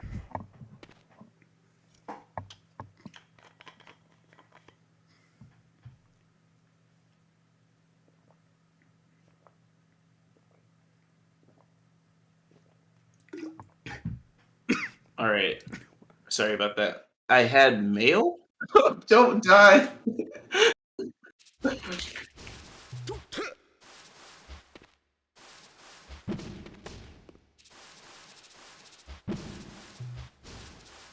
No, I said I just got a package in the mail, that's all. All right. Sorry about that. Okay, so Wait, is Soonsay from BC or Ontario? I'm confused. he's from Did he just Alberta. move? He's from Alberta. Originally, he came to Ontario in 2018 for a job. He stayed here for about 2 years until the pandemic hit, and then he started working back at home in Alberta because everything was online, right? Right. But he was here from about 2018 September, I think it was, or maybe just a bit before. Or 2018. When was it? 2018, I think March-ish until around 2020 summer, I think it was, or even before that. So he's there for about 2 years in Ontario, and then he's back in Alberta again. Versus Captain Falcon. Ready? Go!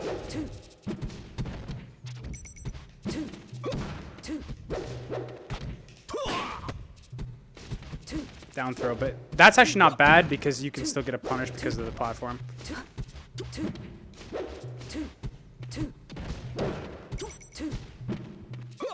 Ooh.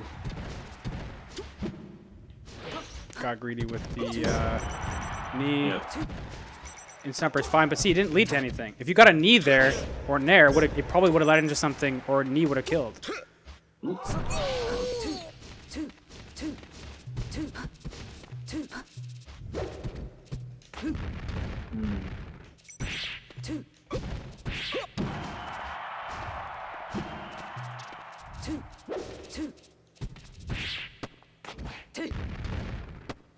Goddamn, my Sheik is so rusty. Alright, I really try to focus.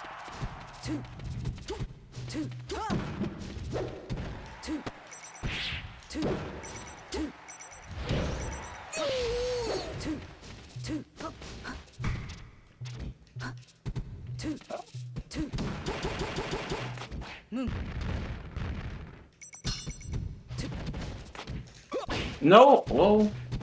No.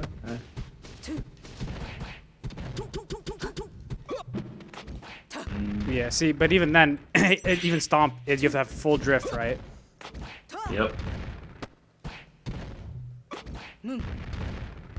That time I was acting a little too late. See, up air didn't lead anything. Oh shit. See? See what I mean? Too close to stage, couldn't really, threaten me as well. Nair worked out there, but doesn't always. Bad Nair into me. Just up air. Nice.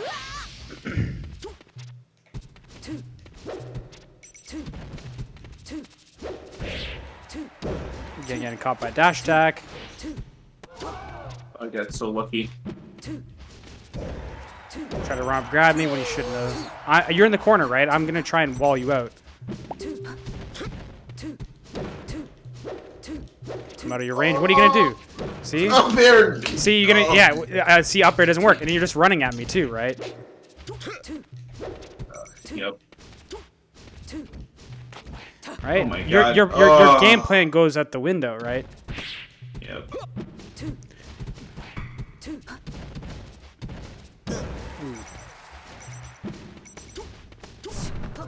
Just giving up ledge way too soon.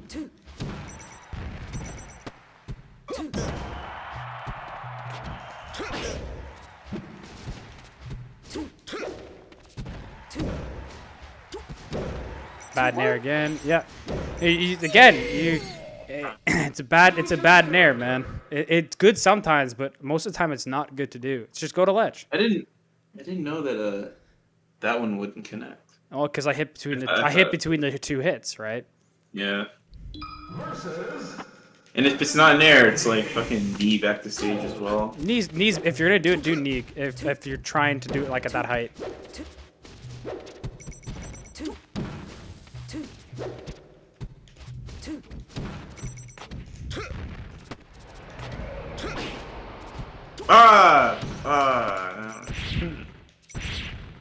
No.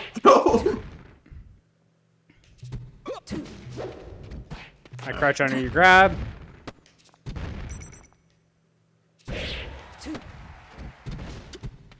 Oh shit.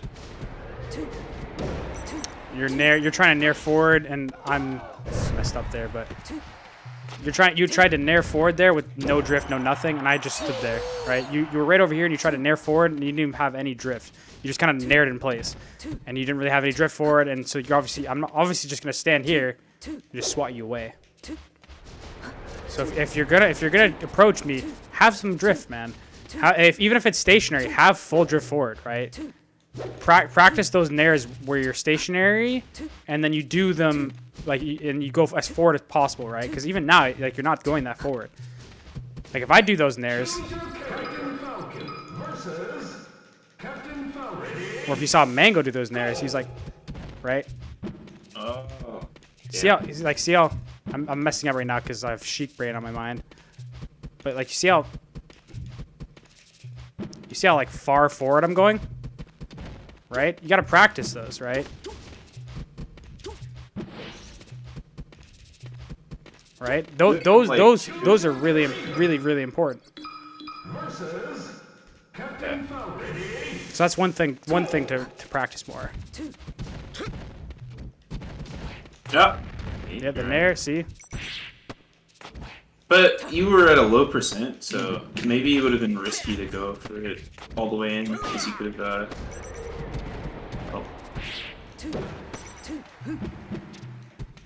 almost. Again, that nair, you're not covering anything. Walling, you're not covering anything. Too far away, too obvious.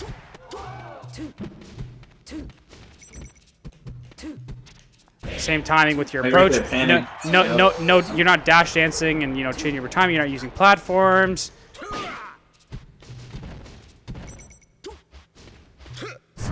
You're slow on that. Right? All the consistencies add up, right?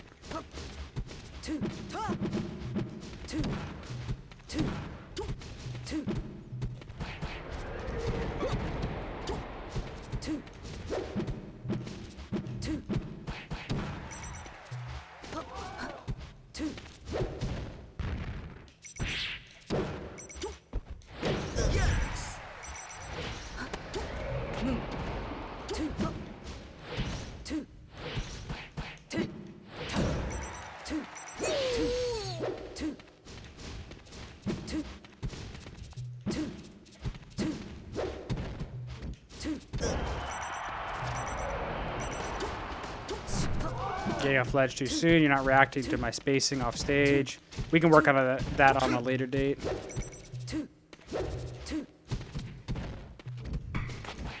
Again, the nair. See that nair?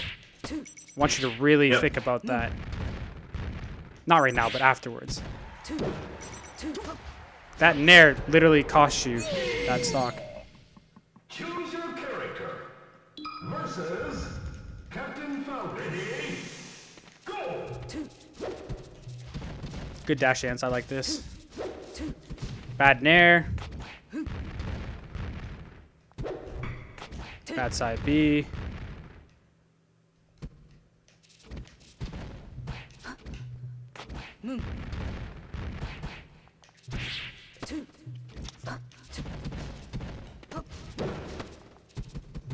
Oh.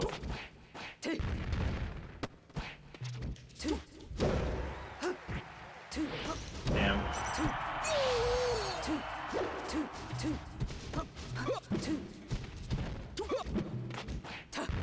That was an accident. It happens. Ooh, I really like that. And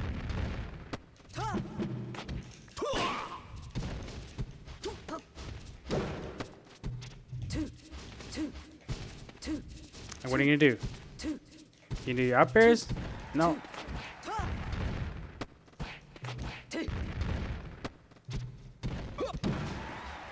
Ah, shit. Ugh.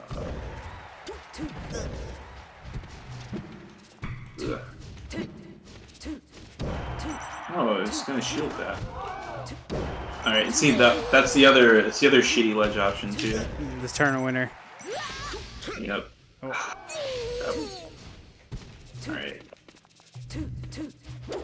You didn't even aggress me. You have invincibility. You didn't even aggress me. You just stood there, right? You gotta run me down. You gotta make me work for, you know, you having an advantageous situation, even though you shouldn't. Yeah. Again, getting off ledge way too soon. Up there in the corner. See, like that is actually fine to do. If you notice that they do full hops or short hops and you catch them, that's good to do. But in raw neutral, it's not. Bad nair. Oh, I should be dead there, but I messed up.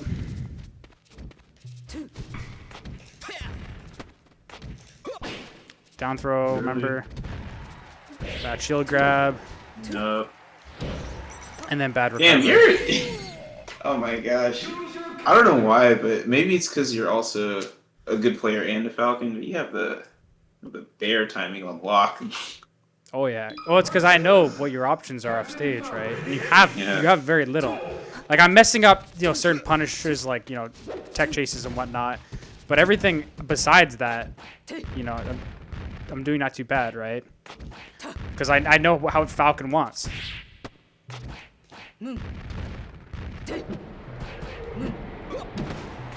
Nice stomp. See, like stomp honestly is just better in general usually. Even though you might get punished for it, it's just better. In that situation, don't do that, right? But if you have the time, you feel like you can, you know, sneak it in there, stomp's really good. And if you feel like you don't have the time, but you still want to aggress, knee's the better option because it's hard to space behind with a stomp because it's hard to get that much drift, right? Oh, what? Held down. Just up air or go for the tech. You gotta be aware of my percent and know whether or not I'm gonna go on platform. Knee was ambitious. Yeah. That was crazy knee, but that was actually not bad. But yeah, that's what I mean. Like knee's just weird. It just hits. That nair was bad, but I didn't do anything. I didn't punish it. Good weight on the whiff.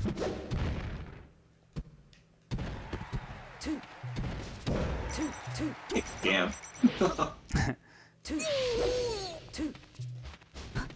See how I'm moving around? I'm trying to make it hard for you. Good knee. Oh my god. Yeah, that and sucks. you're, again, ledge play, right? Should've just went for a run grab instead.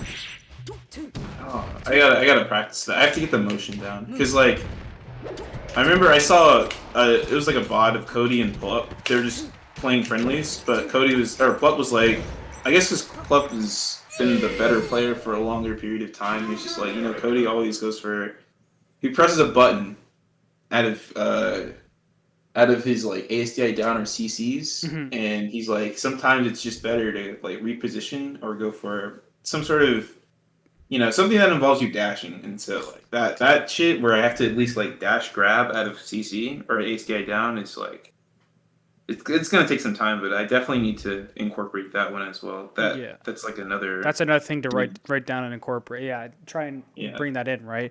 But you It's like, you definitely just throwing out a move is fine, but like sometimes they'll be able to shield it, or they're too far you're away in for a you wrong- to hit. Yeah, You need something faster, or sometimes you can't even punish. But it's better you just get out of the corner, right? Like imagine if I let's just say hypothetically, I dash attack there, which you CC'd, and you try to do that area out of shield or area out of CC, right? And it didn't work out. And Right. a dash grab would have worked better. But hypothetically, let's say that my dash attack took me all the way to center.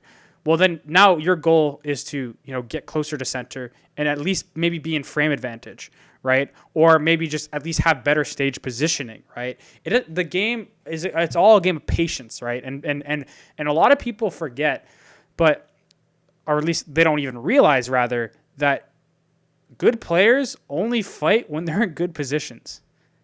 Like your whole goal is to fight when you're in good positions. I'm never fighting when I'm in a bad position. Screw that. Why am I aggressing when I'm in a bad position? Like, why would I do that?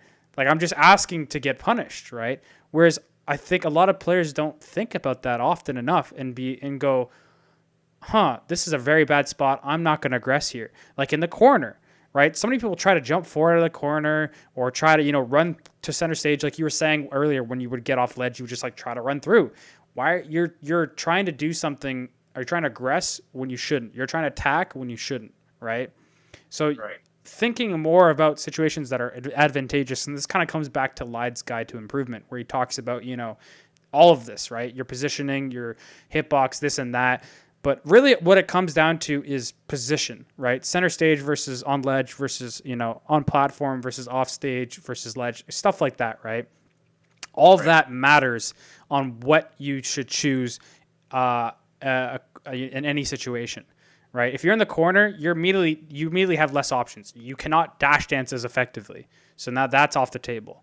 You can't necessarily trades are disadvantage for you, because if you trade and you're relatively both the same percent, then and if it's like a knee, even let's say if it's a knee to a knee and you both trade and one person goes one way and you go the other way, you're at a worse advantage because now you're off stage and they're still probably on stage, right? So now trading kind of changes. So then you have to think like stuff like that. You have to become more aware of, right? And it all comes down to attacking or aggressing in more favorable positions. And it was funny because I was playing versus a good Falco buddy of mine, Trillium, about a month or so ago. It was last week. It wasn't even a month ago. It was last week. And I was just destroying him with like Fox and with Marth. And he was just like, man, what the hell's going on? And then all of a sudden it dawned on him. He's like, and I think I said something. He's like, oh, I keep attacking in, unfavorable positions. I'm supposed to only attack in favorable positions. And I'm like, yes, of course. Because you're now trying to attack me when it's my favor and I have way more options than you do, right? And that's really kind of what it is. You have to be kind of aware. Okay, I'm by ledge. Okay, I only have I have so many options. Let's try and get away. Let's try and get center stage, or at least get out of a position where I have less options, right? Yeah, and that's part of the reason why, like you said, like I'll get off ledge and then immediately dash towards center. Towards center, right? Yeah, and I'm like, that's I don't where want to challenge a Marth or a Sheik near ledge or something like that. And that's where patience kind of comes in and more awareness of what the other player wants to get, right? Because if you had awareness that, if you were aware or if you knew or you're cognizant rather of the fact that they're center stage and you're running at them, they're just going to stand in place in aerial. You're not going to run at them now. You're going to now think to it. You're going to think to yourself, or rather, have that feeling. Because again, you're not going to be thinking. It's all intuitive. It's all feeling. You're not have that feeling that they're going to waltz. You're not going to run at them. Instead, you're probably going to go to platform, maybe go to top platform, and then try to finagle your way to center stage, or finagle your somehow they'll maybe try and shark you and you can whiff punish them for that or whatever, right? But at least you're trying to get out of a position where you're at a disadvantage, right? Instead of just running right in, and even though, like, if you had the awareness, you'd know they would just stand there and place an aerial, right? Right. Let's just continue playing. But yeah, just keep that in the back of your mind. Like, try and attack when it's favorable, right? But again, I can't give you every situation which is favorable, right? Because it's more than just being like, oh, you have center stage, that's favorable for you. You know what I mean? Or you have, this person's on the ledge and you're not. This is favorable. Yes, it's favorable, but the options that go into what is correct and what isn't correct, it's not something I can just say, these are all the correct options, right? But I'll try and point them out as time goes on. But just you on your own time, or whenever we do VOD analysis next time, if we do it, we'll go over I'll go over specifically the favorable situations and what you could have done, not what you should have, because there's a lot of things you can do. There might be a more correct answer, but you can always do a lot of different things and they might pay off, right? It's a sandbox game at the end of the day, right? There's no this is the true thing, except when there's really limited options on your opponent's side. Like when you're off stage and you up B high, if I catch you at the top, that's the best option to do. And I'm going to do that every time. And you've been noticing that. You literally said, wow, your bear timings are amazing. It's like, well, because yes, I know if I can catch you high, I'm going to go for that. And at worst, I can still go low. And if you go low, I can still go back to, ledge or whatever, right? So that's the situations where that's the tried and true best thing to do. But that doesn't always work for every situation. You know what I mean? Right. Yeah, it's going to take some time, honestly. It's going to take some time. Yeah, it all comes back to it's going to take some time, but it's all about planting the ideas in your head, or at least having them somewhere where you can look back on them, like on these VODs, right? On this VOD itself, right? Oh, wait, hold up. Go Falco. Go Falco? Okay. Falco versus Captain Falcon. Great stage. Great stage.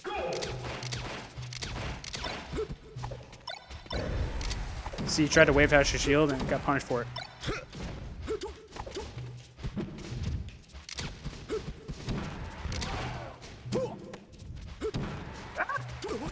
Bad nair. See? Lazy. It's lazy. So you panicked on ledge, and then once you got remember how I was saying before, when people get into situations where they fuck up movement and they get hit, and then they panic. That was what that nair was. You messed up on ledge, then you got hit when you didn't want to get hit. Now you're panicking. What's your panic option? Double jump back to stage with nair. Every player has those kind of things, right? And the beauty of them is they typically end up being ones that are not good options in that situation. But it's those things that I'm talking about, that are part of, might be part of the original framework of, what a person likes to do, or they might be the modified version. That's kind of more the consistent version of what most Falcons will do there. Like a bad habit of around your level, they'll double jump back to stage with a nair or a knee, right? Whereas, other Falcons might just try to go to ledge, which you can also catch. And then some might, even up B early or something, right? But the traditional, average option that people use is that nair back to stage. But anyways, I just wanted to point that out. That's all. Oh shit.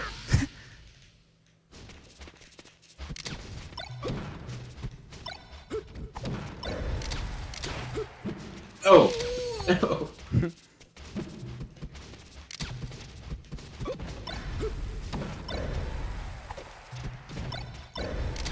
Remember, and I'll go over this matchup another time, but with Falco, what does he want?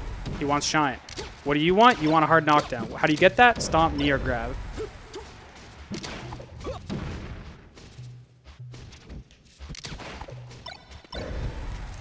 See, wave dash at a shield's good, but you've already tried it like 3 times and got punished every time for it. Again, nair back to stage.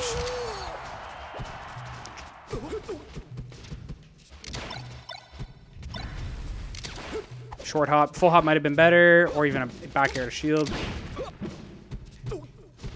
Up airs didn't hit anything. Didn't even really aggress. You see, good knee. A little bit overzealous. Not doing anything. Knee was too slow. Again, aerial back to stage. Even though you might have thought you would catch me, but the thing is, ooh.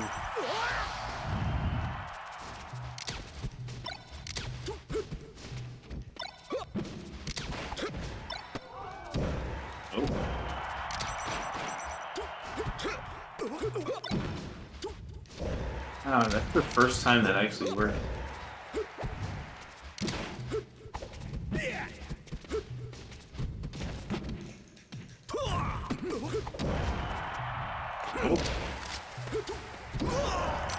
See, that actually wasn't bad. That a few other times you would have went for like a double jump aerial and you went to ledge and that was good. The thing is you wave dashed on stage, which I do a lot of times, like ledge dash on stage and you try to run immediately and you get hit because you're out of invincibility or intangibility at that point, right?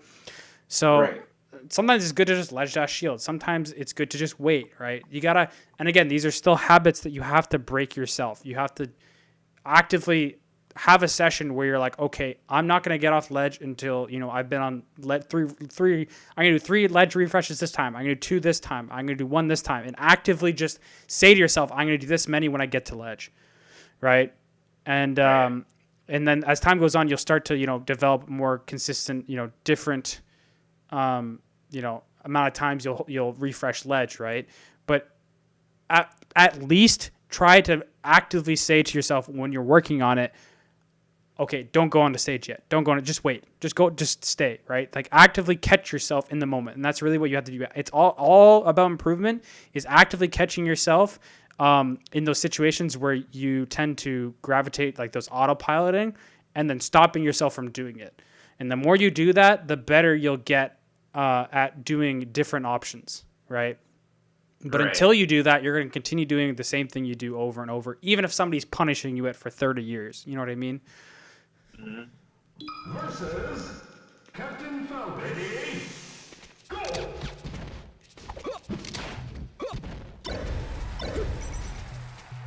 No jump. Yeah, no jump.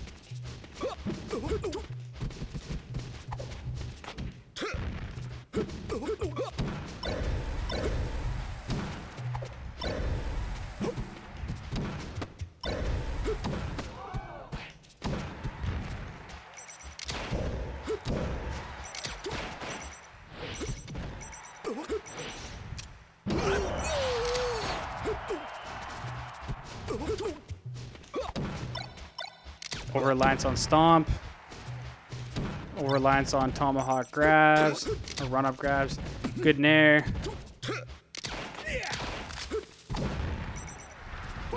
Ah, shit.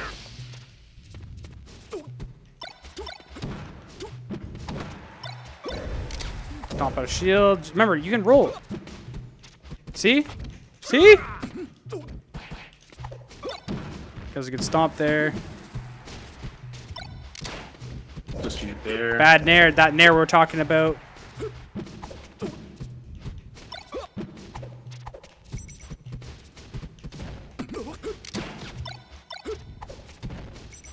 Like right there, I get rewarded with that in so many Falcos. But like the thing is, you got rewarded with a hit, but nothing else. Right. Right? If that was a knee or a grab, that could lead to a better punish. But up air, you didn't get anything off of it. You didn't even get an edge guard. You got positional advantage, if that. See? Do you see the roll? See that? You got out of there immediately. Now, even though yes, you're not in a position where you're close to the Falco, you're now not at a complete disadvantage.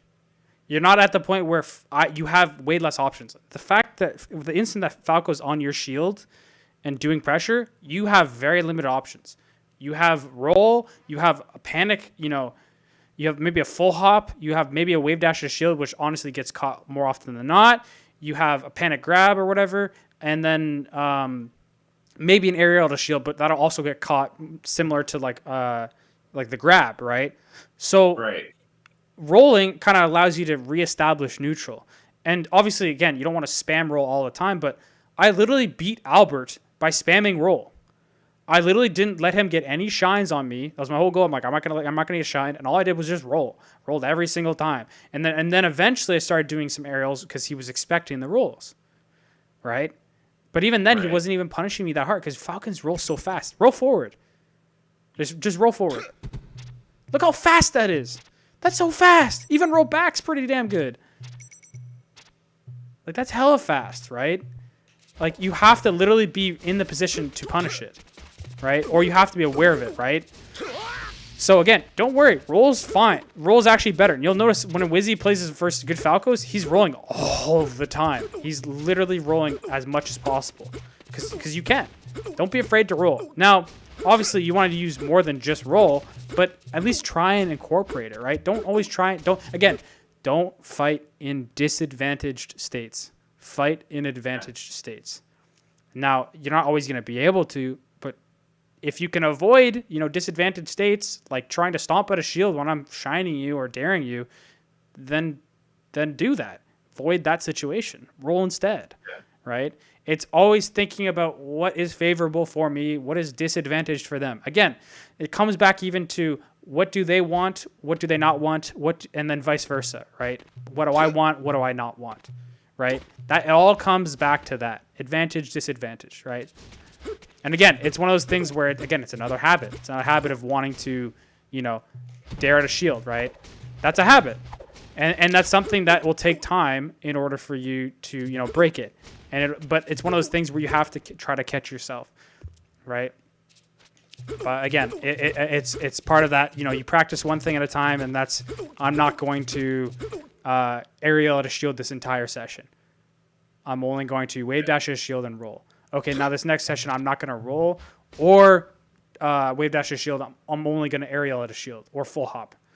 Right? Stuff like that. You play exercises with options you choose, and eventually you get to the point where you're like, this works here. And then the greatest part about it is you start catching situations where even though you're not using that option, you're like, roll would have actually been a good option here. Even though right now, currently, all you're working on is doing aerials out of shield or full hop out of shield. It's crazy. It's really weird. You're like, wow, if I rolled there instead, it would have worked. And then that starts to click because you've established that into your mind. Right? You've made that connection, that new connection, right? But until you start doing those kind of exercises, you're not really going to, or at least like get punished for it 1,000 times, or actively call yourself out for doing it. You're not gonna break those habits, right? Yeah. Are you holding one trigger and then doing it? Doing the shield drop with the other? Yeah, I shield with R and I wave dash with L. Okay. Like, in order to just do it that fast? Okay. Yeah, I'm basically shield dropping and then I wave dash immediately, or wave land. Like that.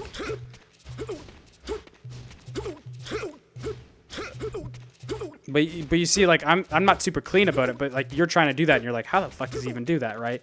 It's that kind of control of your character that's really important, right? But anyways.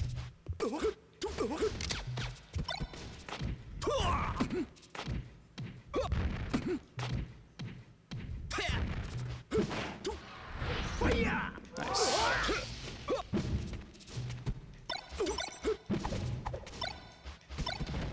I didn't roll. That's fine. Remember, I said don't try to actively change too much because you're not going to be able to, right? Nice.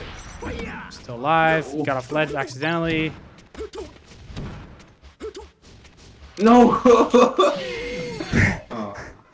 But yeah, like as time goes on, like and you look back at this VOD, and we do more VOD analysis in the future, you'll start to see, I've already pointed out a lot of your troublesome habits, and and then as time, if you work on them, you'll start to see, like, eventually you get to the point like, how the fuck did I ever play like this? Like, I've looked at that before and I'd be like, why the hell did I choose this option here? It's like, I'm in such a bad position.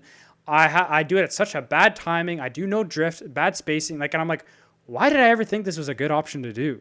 And it's because I didn't know what I was doing. I just did it because I just did it. Because I'm like, well, it works, so many times that I'm just going to keep doing it. Like, I used to do exactly what you're doing, where like I stomp at a shield whenever a Falco hits my shield, because it's like, well, the risk reward's amazing. I get a stomp, and if they're like mid%, I can get a knee and it can kill, or at least I can get a grab after, right? But then I started realizing that like any good player is just going to punish me for doing the same option over and over and over again, right? And then that good option, which isn't really good, becomes a very bad option, because then now not only like, because that's the thing about melee too. Stomp at a shield isn't necessarily a bad option, but if I know you're going to go for it, it's a terrible option.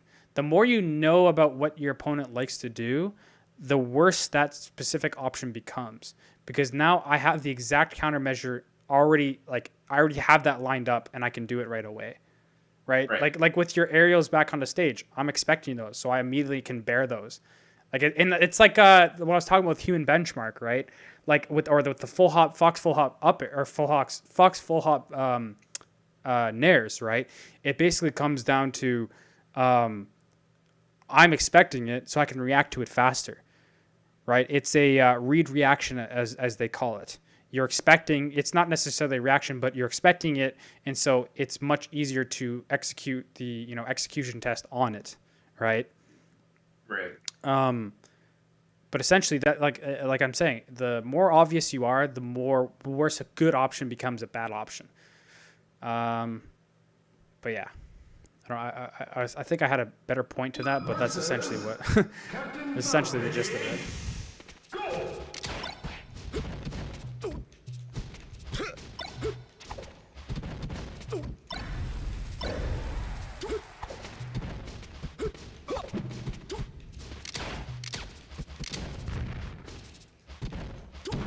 Rock jump.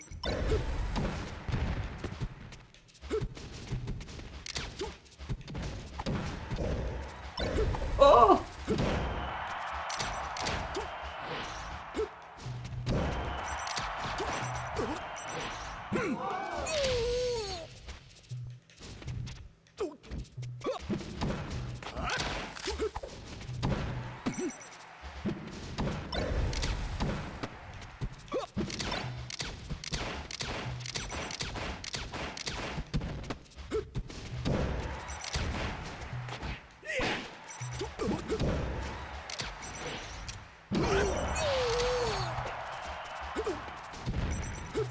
See, you didn't even get an edge guard there, really.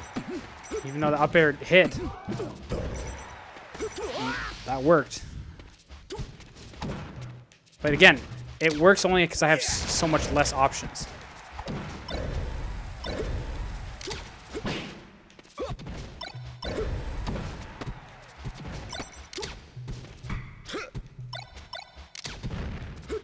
What'd you try to do to shield there? I was about to jump. I'm pretty sure I was about to do a stomp at a shield for sure. Yeah, and you got punished for it. If you rolled, you would have been fine.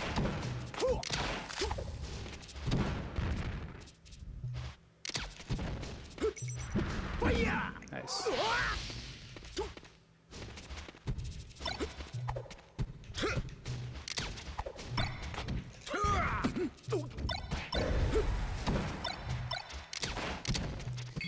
Did you see that? That roll? What? That roll. You were able to get out of pressure, and then I tried to aggress, and you forward tilted me, and you cut me off. See how that roll gave you an opportunity to reset to neutral, even though you were still at a slight you were at a frame disadvantage, but you were still in a better position than you were when I was right on top of you. You saw that, right? Yeah. Yeah. I thought you were talking about the F tilt. I don't tilt very much. F tilt's really good, by the way. It's something that it's really Haley good. would do up angled F tilt, and I swear, like I tried it and it started working, and I forgot about it, and I F don't know when to fit it anymore. If you want to incorporate F tilt more, play Ganon more, because you have to F tilt with him, right? But I want to, like, that's the most important thing I want to make clear with you is that roll, even though you're still at a disadvantage, you were much better off, and you were able to get a forward tilt, even though, like you said, you don't forward tilt often. But it was kind of, don't you think it was kind of weird though, that the instant you did some option you don't normally do, you did an option you also didn't normally do, and it was a good option? Yeah. You noticed that, right? It's kind of weird. I'm just saying, but that happens quite often. I don't know why it happened, but I think it's because of the fact that you're not in an autopilot zone. You're doing something more different, and then you're in a situation that's new, and so your mind thinks more creatively. So instead of it being now, oh, I'm going to nair in place, you're thinking, Falco's going to approach me. I'm going to do a forward tilt, because it's just something creative, right? Because now your mind's thinking outside the box, and that can snowball. And that snowballs into more and more creativity and causes you to be a much more diverse player. And so that's why breaking habits is so good, because it causes you to be more creative, and that improves you more than just those specific situations. It's crazy. It's crazy. I just want to let you know. It's nuts. The human mind is very interesting.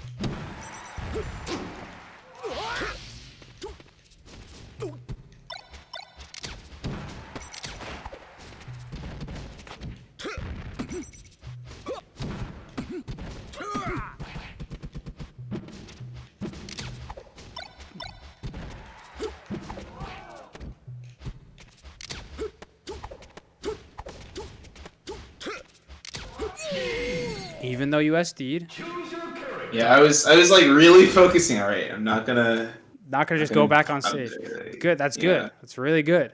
That's the seed. That you just planted the seed. That's crucial. The roll and the ledge, those you planted those seeds, and that's really good. It's gonna be very awkward because you're gonna be like, fuck, I just wanna do this. Just let me do this. But you can't. You have to stay true. You have to nurture that seed.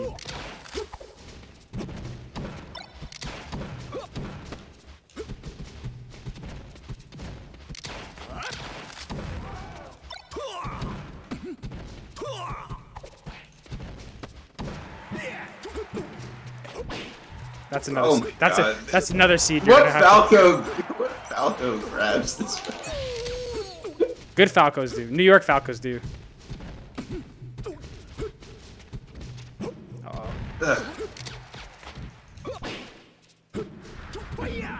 I'm a big dead. Yeah.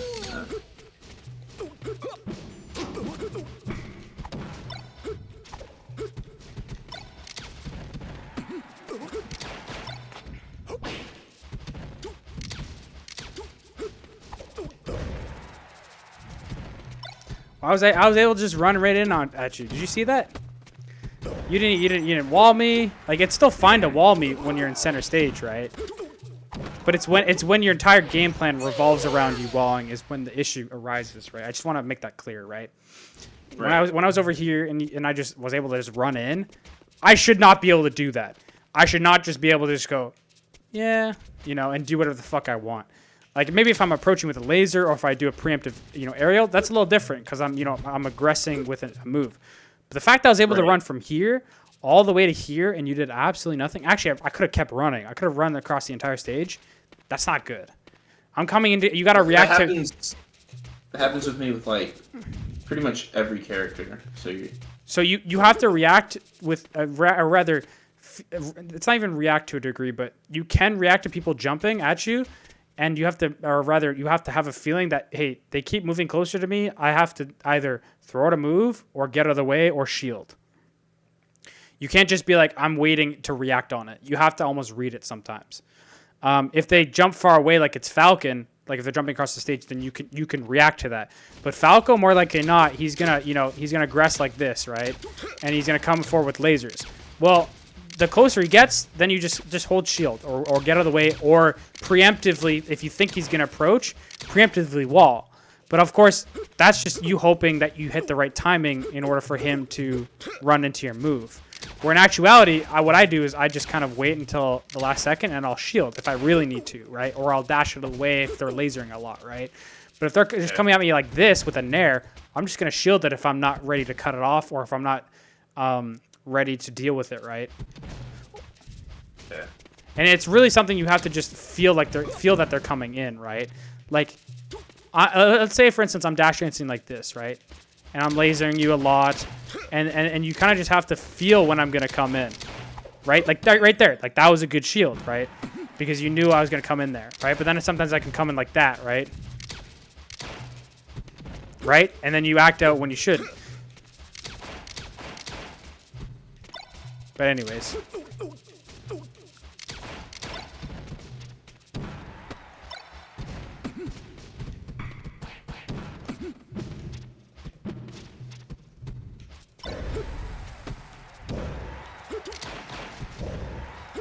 Oh.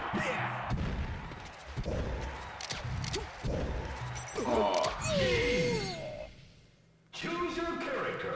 All right, let's play like 3 more, and then I think that's a good amount of stuff.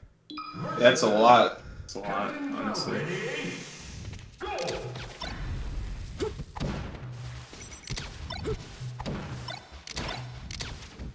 See? Here you go. Roll. The seed!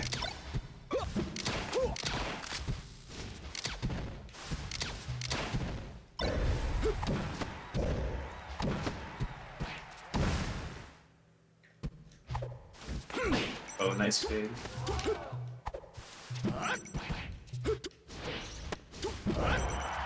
No. See, the up airs aren't hitting anything. But that nair hit. Right? The 2 up airs you did nothing. But that nair hit.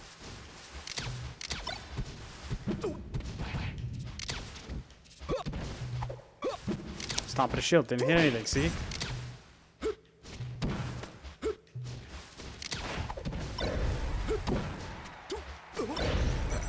Oh, it took so good.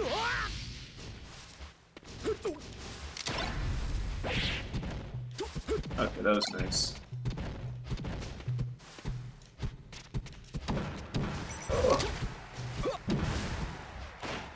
Oh my god, I still haven't gotten the timing for that. I have a buddy who's a Falcon, but he'll probably be able to just instant double jump on command, because like literally only a couple of days ago, I was just like, I gotta start instant double jumping on this league. Because I remember Shred was talking about how you can pretty much cover like 3 out of 4 tech options on these small platforms. With instant double jump. Yeah, with the instant double jump stomp. Yeah. Instant double jump, it doesn't even have to be that frame perfect for this situation. Like something like doing it on down throw, instant double jump nair on Marth, like to combo, that's more you need to be like frame perfect. And to be honest, like someone like I know a lot of Falcons who don't even like who've been trying that for years and they can't even do that. Even I miss that sometimes. I like from 0 to 7 or like what was it? Yeah, it's like 0 to 7 and it's when they DI full in or like no slight DI in and you have to do it because nair if you do just a short hop nair, they can STI the first hit up and then it doesn't combo. But if you do the instant double jump nair, you can do an instant double jump nair and it'll combo and then you can get like an up air or a nair after again or a knee or something like that. I forget. I think it's another nair after. Versus Captain Falcon. Ready? Go!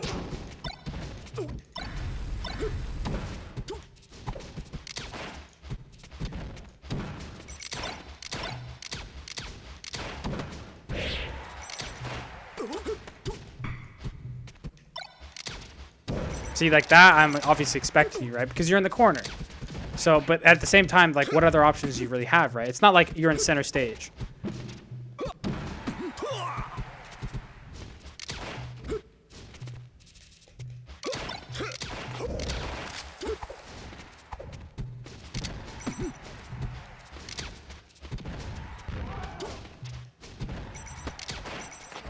Oh,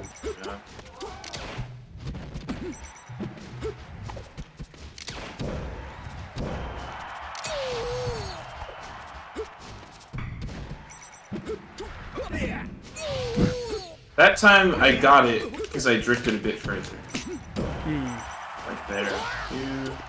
And another thing too is that with the whole like one speed or no speed, I've been trying to incorporate more no fastball aerials. It's kind of helping. No fastball aerials are really good, but you have to have if no fastball aerials, you need to have really good drift. So like those nairs you're doing, you need to be fully drifting forward if you're doing those. And even those aren't always good to do, right? Right.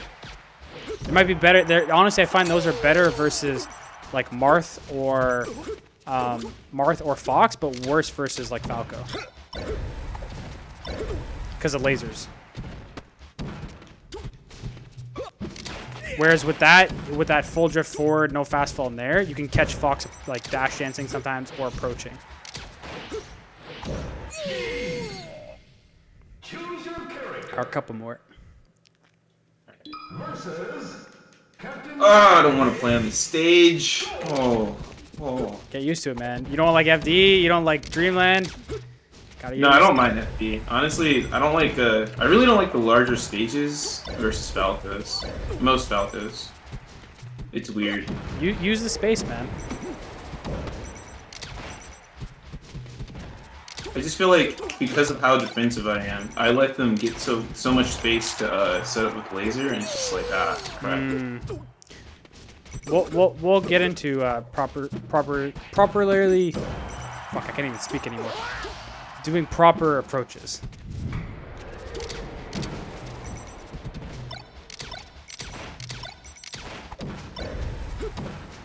But you see how like I ran into Ginger, and he did that same exact thing to me. It was like laser shine on my shield.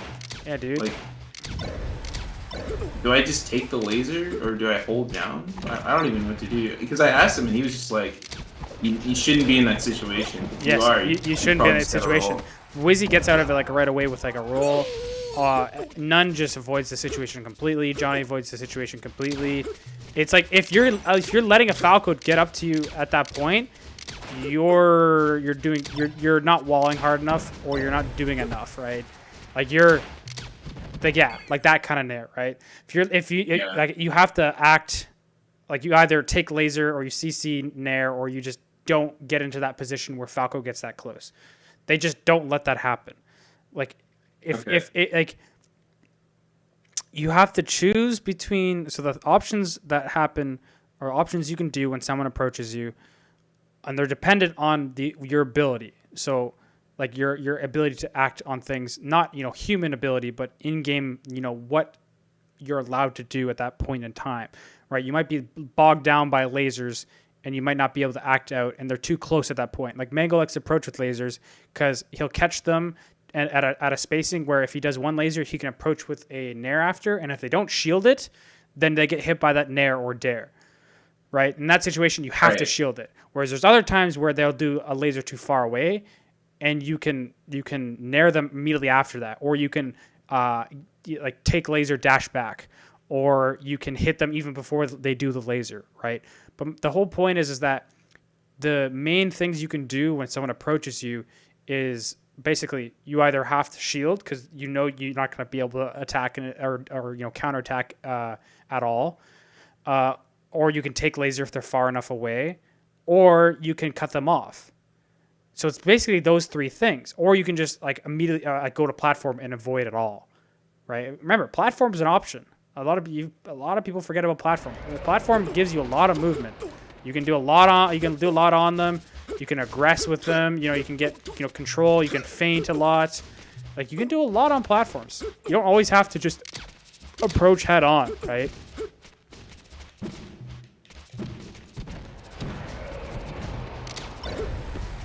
Tried to activate a shield. Up air did nothing.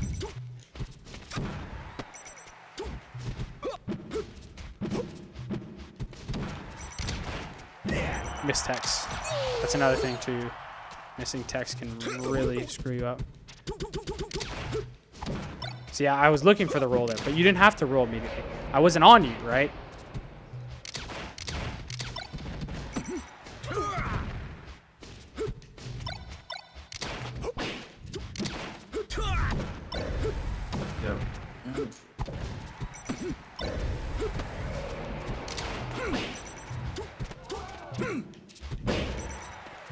See, like that was a good wall. Like that's fine to do if you feel like they're gonna approach you, right? But sometimes they won't.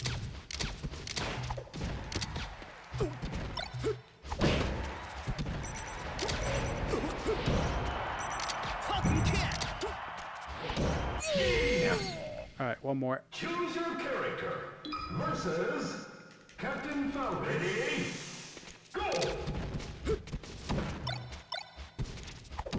Like, see, like that's the kind of roll where you might not want to go for it because I come behind you and I'm facing this way now. Yeah. So I can jump forward more easily and hit it. So in that case, it might even be better just to wait a second and try to, either wave dash at a shield because now I'm past you, right? I'm behind you. And so it might be easier for you to actually wave dash at a shield now because it just works out that way because I'm looking for a roll. Or it might be better just hold shield a little bit more. Again, the best thing you can do in Melee is avoid the situation completely. But that's easier said than done a lot of the times, right? But if you feel like you're going to get in a position where you're getting bogged down by lasers, just jump the platform. Get out of there, right? Get out of there and then try and reset. But don't use it too much as a crutch. But if you feel like you're really getting smothered, go to platform. And then what I see Zio do a lot is he'll do let's do it on like Battlefield. Zio dying the Falco from Falcon from SoCal. Yeah, he would play against really lame Falcos like Squid. So what he would do is he would like if he couldn't get in, he'd go pot from here and he would just nair across, and he would nair across like this. Okay. Right? And that's another option you can do, right? And it works more than you think because it's a weird thing, right? And sometimes you could even nair to like across like this, right? Even though you're not going to cover anything, but it's a mix. Like you're not always going to do the same nair like that, right? And sometimes you can even do knee, right? The whole point is you have another way of coming at the Falco that isn't head on of lasers, right? Right. Which is really good. Now you don't always have to do this, but it's another option to choose, right? And you probably were aware of that, but you never used it, right? I like probably have, but I guess now when you think of it, it does seem like a pretty, from an intuitive sense, it does kind of make sense. Like it seems to make sense. Like it follows. And I'm basically hitting you almost, if a Falco's lasering right here, you can hit him, right? Hell, I hit you when you were almost near ledge, right? Like I might not be able to hit you all the way near ledge, but like I'm almost hitting you there, right? Right. Yeah. This is. Oh, wait, go for a knee. Go for a knee. Okay. Yeah. Oh, 1 sec. It's a little bit hard to hit. Yeah, it's harder because I'm fast falling it, right? Yeah. 1 sec. Oh, you gotta like adjust the timing and everything. Yeah, you have to. Yeah, because you get more drift with knee, right? Yeah. Because it's much easier to get full analog drift with knee than it is with nair, right?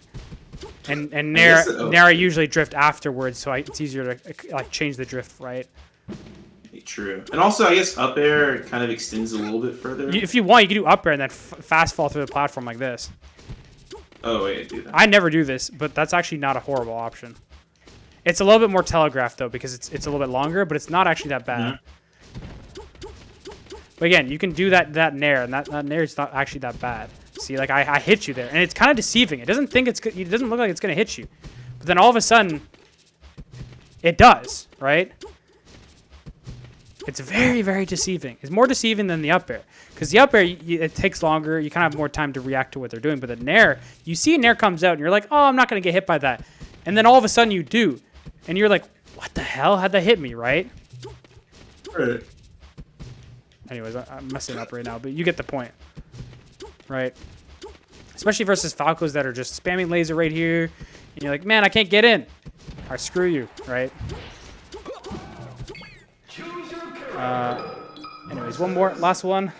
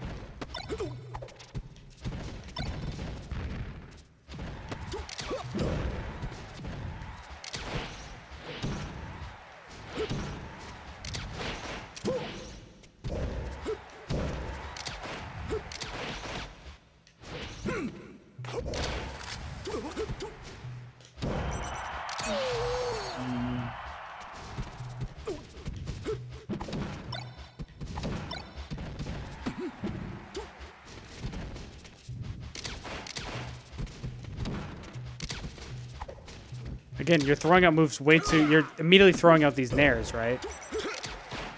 Which you shouldn't be doing.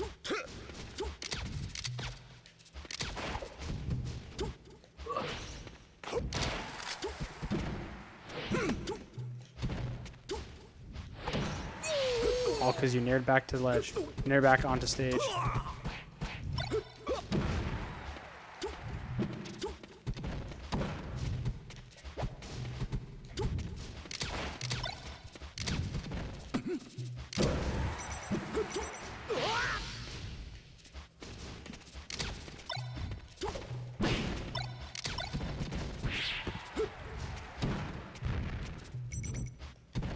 Oh shit! Ooh, okay, that was good. Like that right there, I would have never instant double jumped before today. That's Or good. before this week. That's really good, man.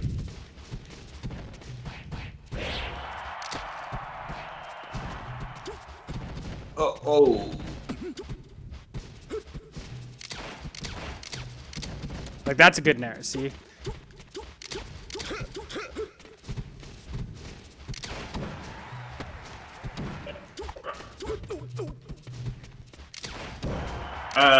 See that's what I'm talking about, right?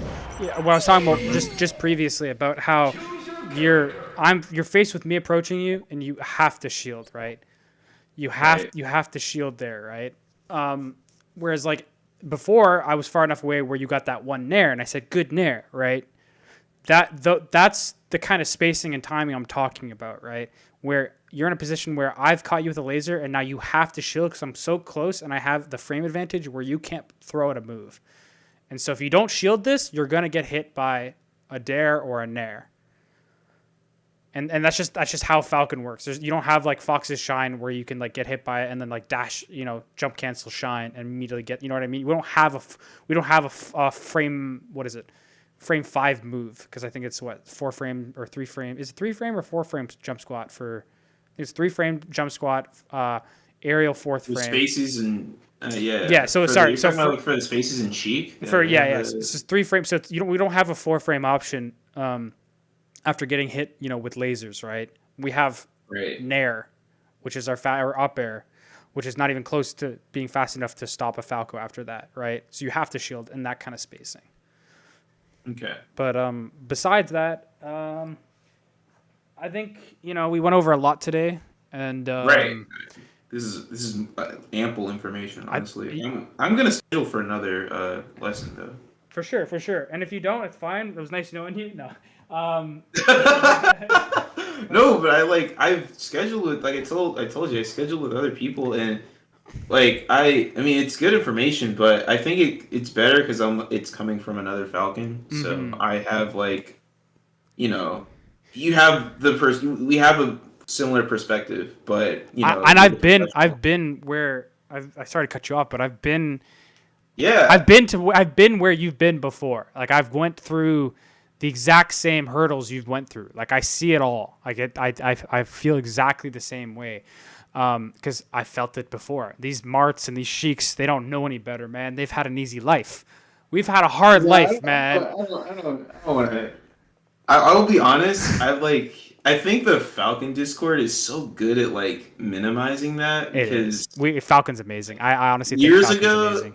Years ago, I would have been bitching about Fox, Falco, Sheik. Now I kind of think Falco sucks. Yeah, he's all right. He's all right. No, I want to make I want to make it clear what I said right there was sarcastic. I wasn't being I wasn't being like, oh my god, these Sheiks. No, I'm being sarcastic. Every character has it difficult. Every player has it difficult.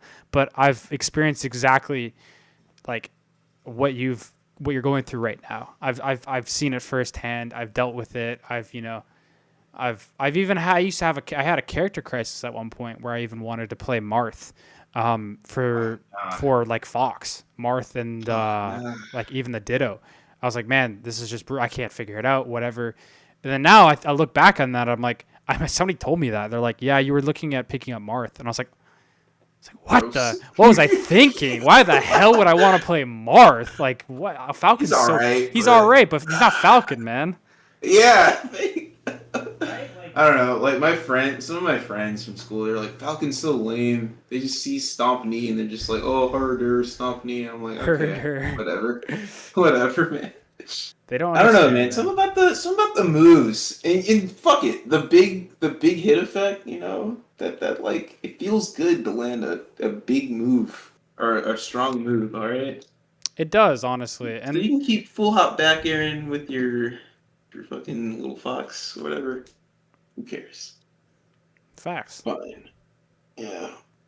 No, but that mentality of constantly whining, I don't know. I still whine here and there. Don't get me wrong. Still got a little whine in me. Not a little. A decent chunk of whine. Decent chunk of whine, yeah. But no, it's honestly, it kind of you whine less when you start to handle certain situations more. And like I said, like ever since I started taking notes, it's been getting a little better here and there. I think also the more you're enjoying the game, the less you're Hmm. gonna whine as well, right? Yeah, yeah. Like I'm like, okay, I don't have to. I don't know. Ever since people were like, dude, you can just like take laser and not have to shield, or you can just it's like a jab in the air. But when I thought of it like that, like getting lasered 6 times by Falco, yeah, it kind of fucking it's annoying, but like who cares? Yeah, exactly. Who yeah, exactly. Who cares? That's a great way of saying it, right? Like that's another thing if you ever want to talk about mentality, that's one thing I've done extensive uh like research on and extensive like I have my own experiences too, right? But if you've ever need like competitive mentality or anything like to get through, mental barriers, I'm more than capable in my eyes helping you get through those barriers if you want. Um, I'm also Like one issue I do have is I fucking it's weird, right? Like I practice this game to compete. When I am competing, I I have a friend. She also has a similar experience where she's like, I almost have like empathy for the other person. Like I have my emotions are yes, still there, and I don't yeah, want to like fucking. I don't want to make them feel all salty and whatnot, or I don't want to make them feel all mad. Like one of my buddies, if I were to beat him in bracket, like usually we joke about each other, like our head to heads, but I don't want to joke about my head to head with him because he kind of takes it personally. So I'm like, I don't know. It just makes you play you worse. compensate, not compensate, but you don't play as you don't play your game because you're worried you're gonna hurt their Yeah, feelings. You're worried you're gonna get a negative reaction from them. And the thing it's is, really that's just the main issue. Like I kind of it's a don't main want that. issue, and I think what you have to understand is that, because I've been there before, 100%, and actually somebody who I had a huge issue with empathizing too much, and actually had to stop because I was every time someone told me something, it would hit me really like way too hard, and how I overcame that is that I can still empathize, but when it comes to terms of melee and not wanting a negative reaction from somebody, I look at it as it's not my fault they're having this reaction because it's not. I'm not here, and I know this isn't the way to think it through, but I'm not here necessarily to make you feel good. I'm here to compete and have fun for myself. Your reaction to what I'm doing is not my fault. That's your own way of interpreting my actions, which are not negative. As long as your actions are not negative when you're playing a video game for fun, that's not a negative thing, right? Because your Right. actions are not a negative thing, they're a neutral or even a positive thing. His reaction is not my it's not my fault. You have to take the onus out of yourself. You have to say it is not my fault. Even if you think it's your fault and you feel bad from like it is not your fault. And if you really can't get over it, you can bring it up to him and be like, "Man, I just want to say that every time that every time that we play, melee and you get, salty, it's really hard for me to want to continue playing with you because it's very like, I feel bad for you, but like, I shouldn't feel bad for you. But like, I just want to let you know that like, this is like, you have to kind of work it through. Now, it's not the best way to do it, but in my mind, you have to take the onus off of your actions. It's not your fault. This person is having this negative reaction. Yeah. And this is mutually exclusive. This is separate from you. People are going to have their own reactions. That's how it is, but it's not your fault. You have to reiterate to yourself, this is not my fault. It's not my fault at all. They're my friend, but right now, what I'm doing is I'm enjoying my game. Yeah. I'm not letting this take away from me. It's not my fault because it's not your fault. Literally, it is not your fault at all, right? This person is having a reaction to you playing a video game. Like you got to really think about that. Like I'm just trying to have fun, and this person is getting all worked up about it. Like, first off, relax. Second off, I'm not doing anything with ill intent towards you. And third off, my actions, I'm not there to make you feel good. I'm there to enjoy myself. You gotta be more selfish is essentially what it comes down to. You have Yeah. to, instead of thinking about the other person, you have to be, Why am I caring about this person's enjoyment? Fuck that. This is my enjoyment. And once you do that, once you feel a little more, once you get a little bit more selfish, as fucked up as that is, you'll stop feeling as empathetic, and you'll stop having that that feeling of like, oh, I need to lessen up. Because fuck that. Why we're both trying to enjoy this game. Why do I have to all of a sudden now make it so that you have to have more fun than me? Why is that? That doesn't make any sense. Just because you're mad? That's not my fault. You're mad. This is your own issue. I'm here to have fun. I'm having fun. Fuck off. That's essentially what it comes down to. As it sounds extremely selfish, but that's what you have to do that. You have to do that because you're competing, right? And even if you're not competing, you're still playing the game to enjoy it. And if they can't enjoy it in a positive way, that is not your fault. That is not on you. Yeah. Fuck that. I'm not dealing with that. And so just be more selfish is essentially what I'm trying to get at. Because personally, on the receiving end, I think I've gotten way better about this. And what's helped me the most is like, you know, people will instantly rage quit after they like SD or something. I'm like, fuck it, I'm gonna keep playing through it. And that like, and I can tell I've gotten better about that because I played a set with a Peach, and the very first game, I'm pretty sure I SD'd like at least 3 times. I didn't like tense up or get mad or anything. It's like I really brushed it off, and like I think just not caring about that, like literally having a short-term memory on the SDs, not necessarily like forgetting why I SD, but like, you know, just not letting it get to you basically helped me the most. And like what helps me with that is literally in friendlies or just regular games. If I get mad or whatever, if I'm like getting smothered and I SD or something like that, I just play through it, kind of. Mm-hmm. No, and that's a really good thing to do, because think of it like this: how often are you really going to be able to actively play at a deficit, right? The more, or rather, like you can play at a deficit a lot, but whenever I like SD, like whenever I SD like two times or something, and now I'm like down, and I'm like, that's bullshit. I don't think it's bullshit. What I do is I think I can still win this, and then what I do if it's like friendlies, I try and win it. I try my best to win it. I try, you know, like I really try to focus, and I try and play that deficit, because people play differently depending, as you know, which they shouldn't, but people play differently depending if they're up a stock or 2 stocks or 3 stocks, right? They'll start go for more, you know, crazy stuff. And then, so what you can do is you can start practicing those situations of being at a deficit and getting more comfortable and trying, because honestly, as corny as it is, you know, 1 stock is not a lead. 2 stock isn't even a lead sometimes. You know what I mean? Like stocks are it's all in the mind at the end of the day, right? You can do so much like that. The fact you can 4 stock people means the fact you can reverse 4 stock people, right? Just in that alone, there's potential for both ways. So I always try, if I SD like a couple times, I say to myself, I can still win this. Let's try and win this. And then I really try and focus, and I try and, you know, play the deficit, right? And I try and, you know, it's where I can practice being comfortable in that situation. So I look at it as not oh man, I SD, this is bullshit, you know, ego kind of ego stroking activity, I guess you could call it. I instead look at it as, this is an opportunity for me to practice a situation that can become very important in my tournament career, right? Yeah. Because it happens all the time being at a deficit. But how often do you actively say to yourself, I'm going to win this, and practice that specific kind of mentality, right? I guess the other thing that also helped me with that is,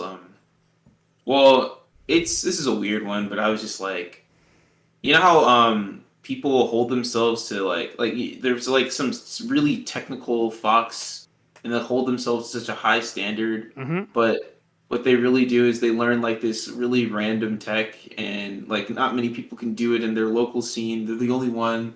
People are like, yeah, you're the guy who can do the you're the guy who can do the sunshine turnaround grab or whatever. And you're like, yeah, I'm the guy. I'm the guy. Up, and you feel bad, but it's just like, but they don't really practice it that much. And then you ask them like, well, I mean, shit, if you don't practice it that much, do you really deserve to be frustrated? You know?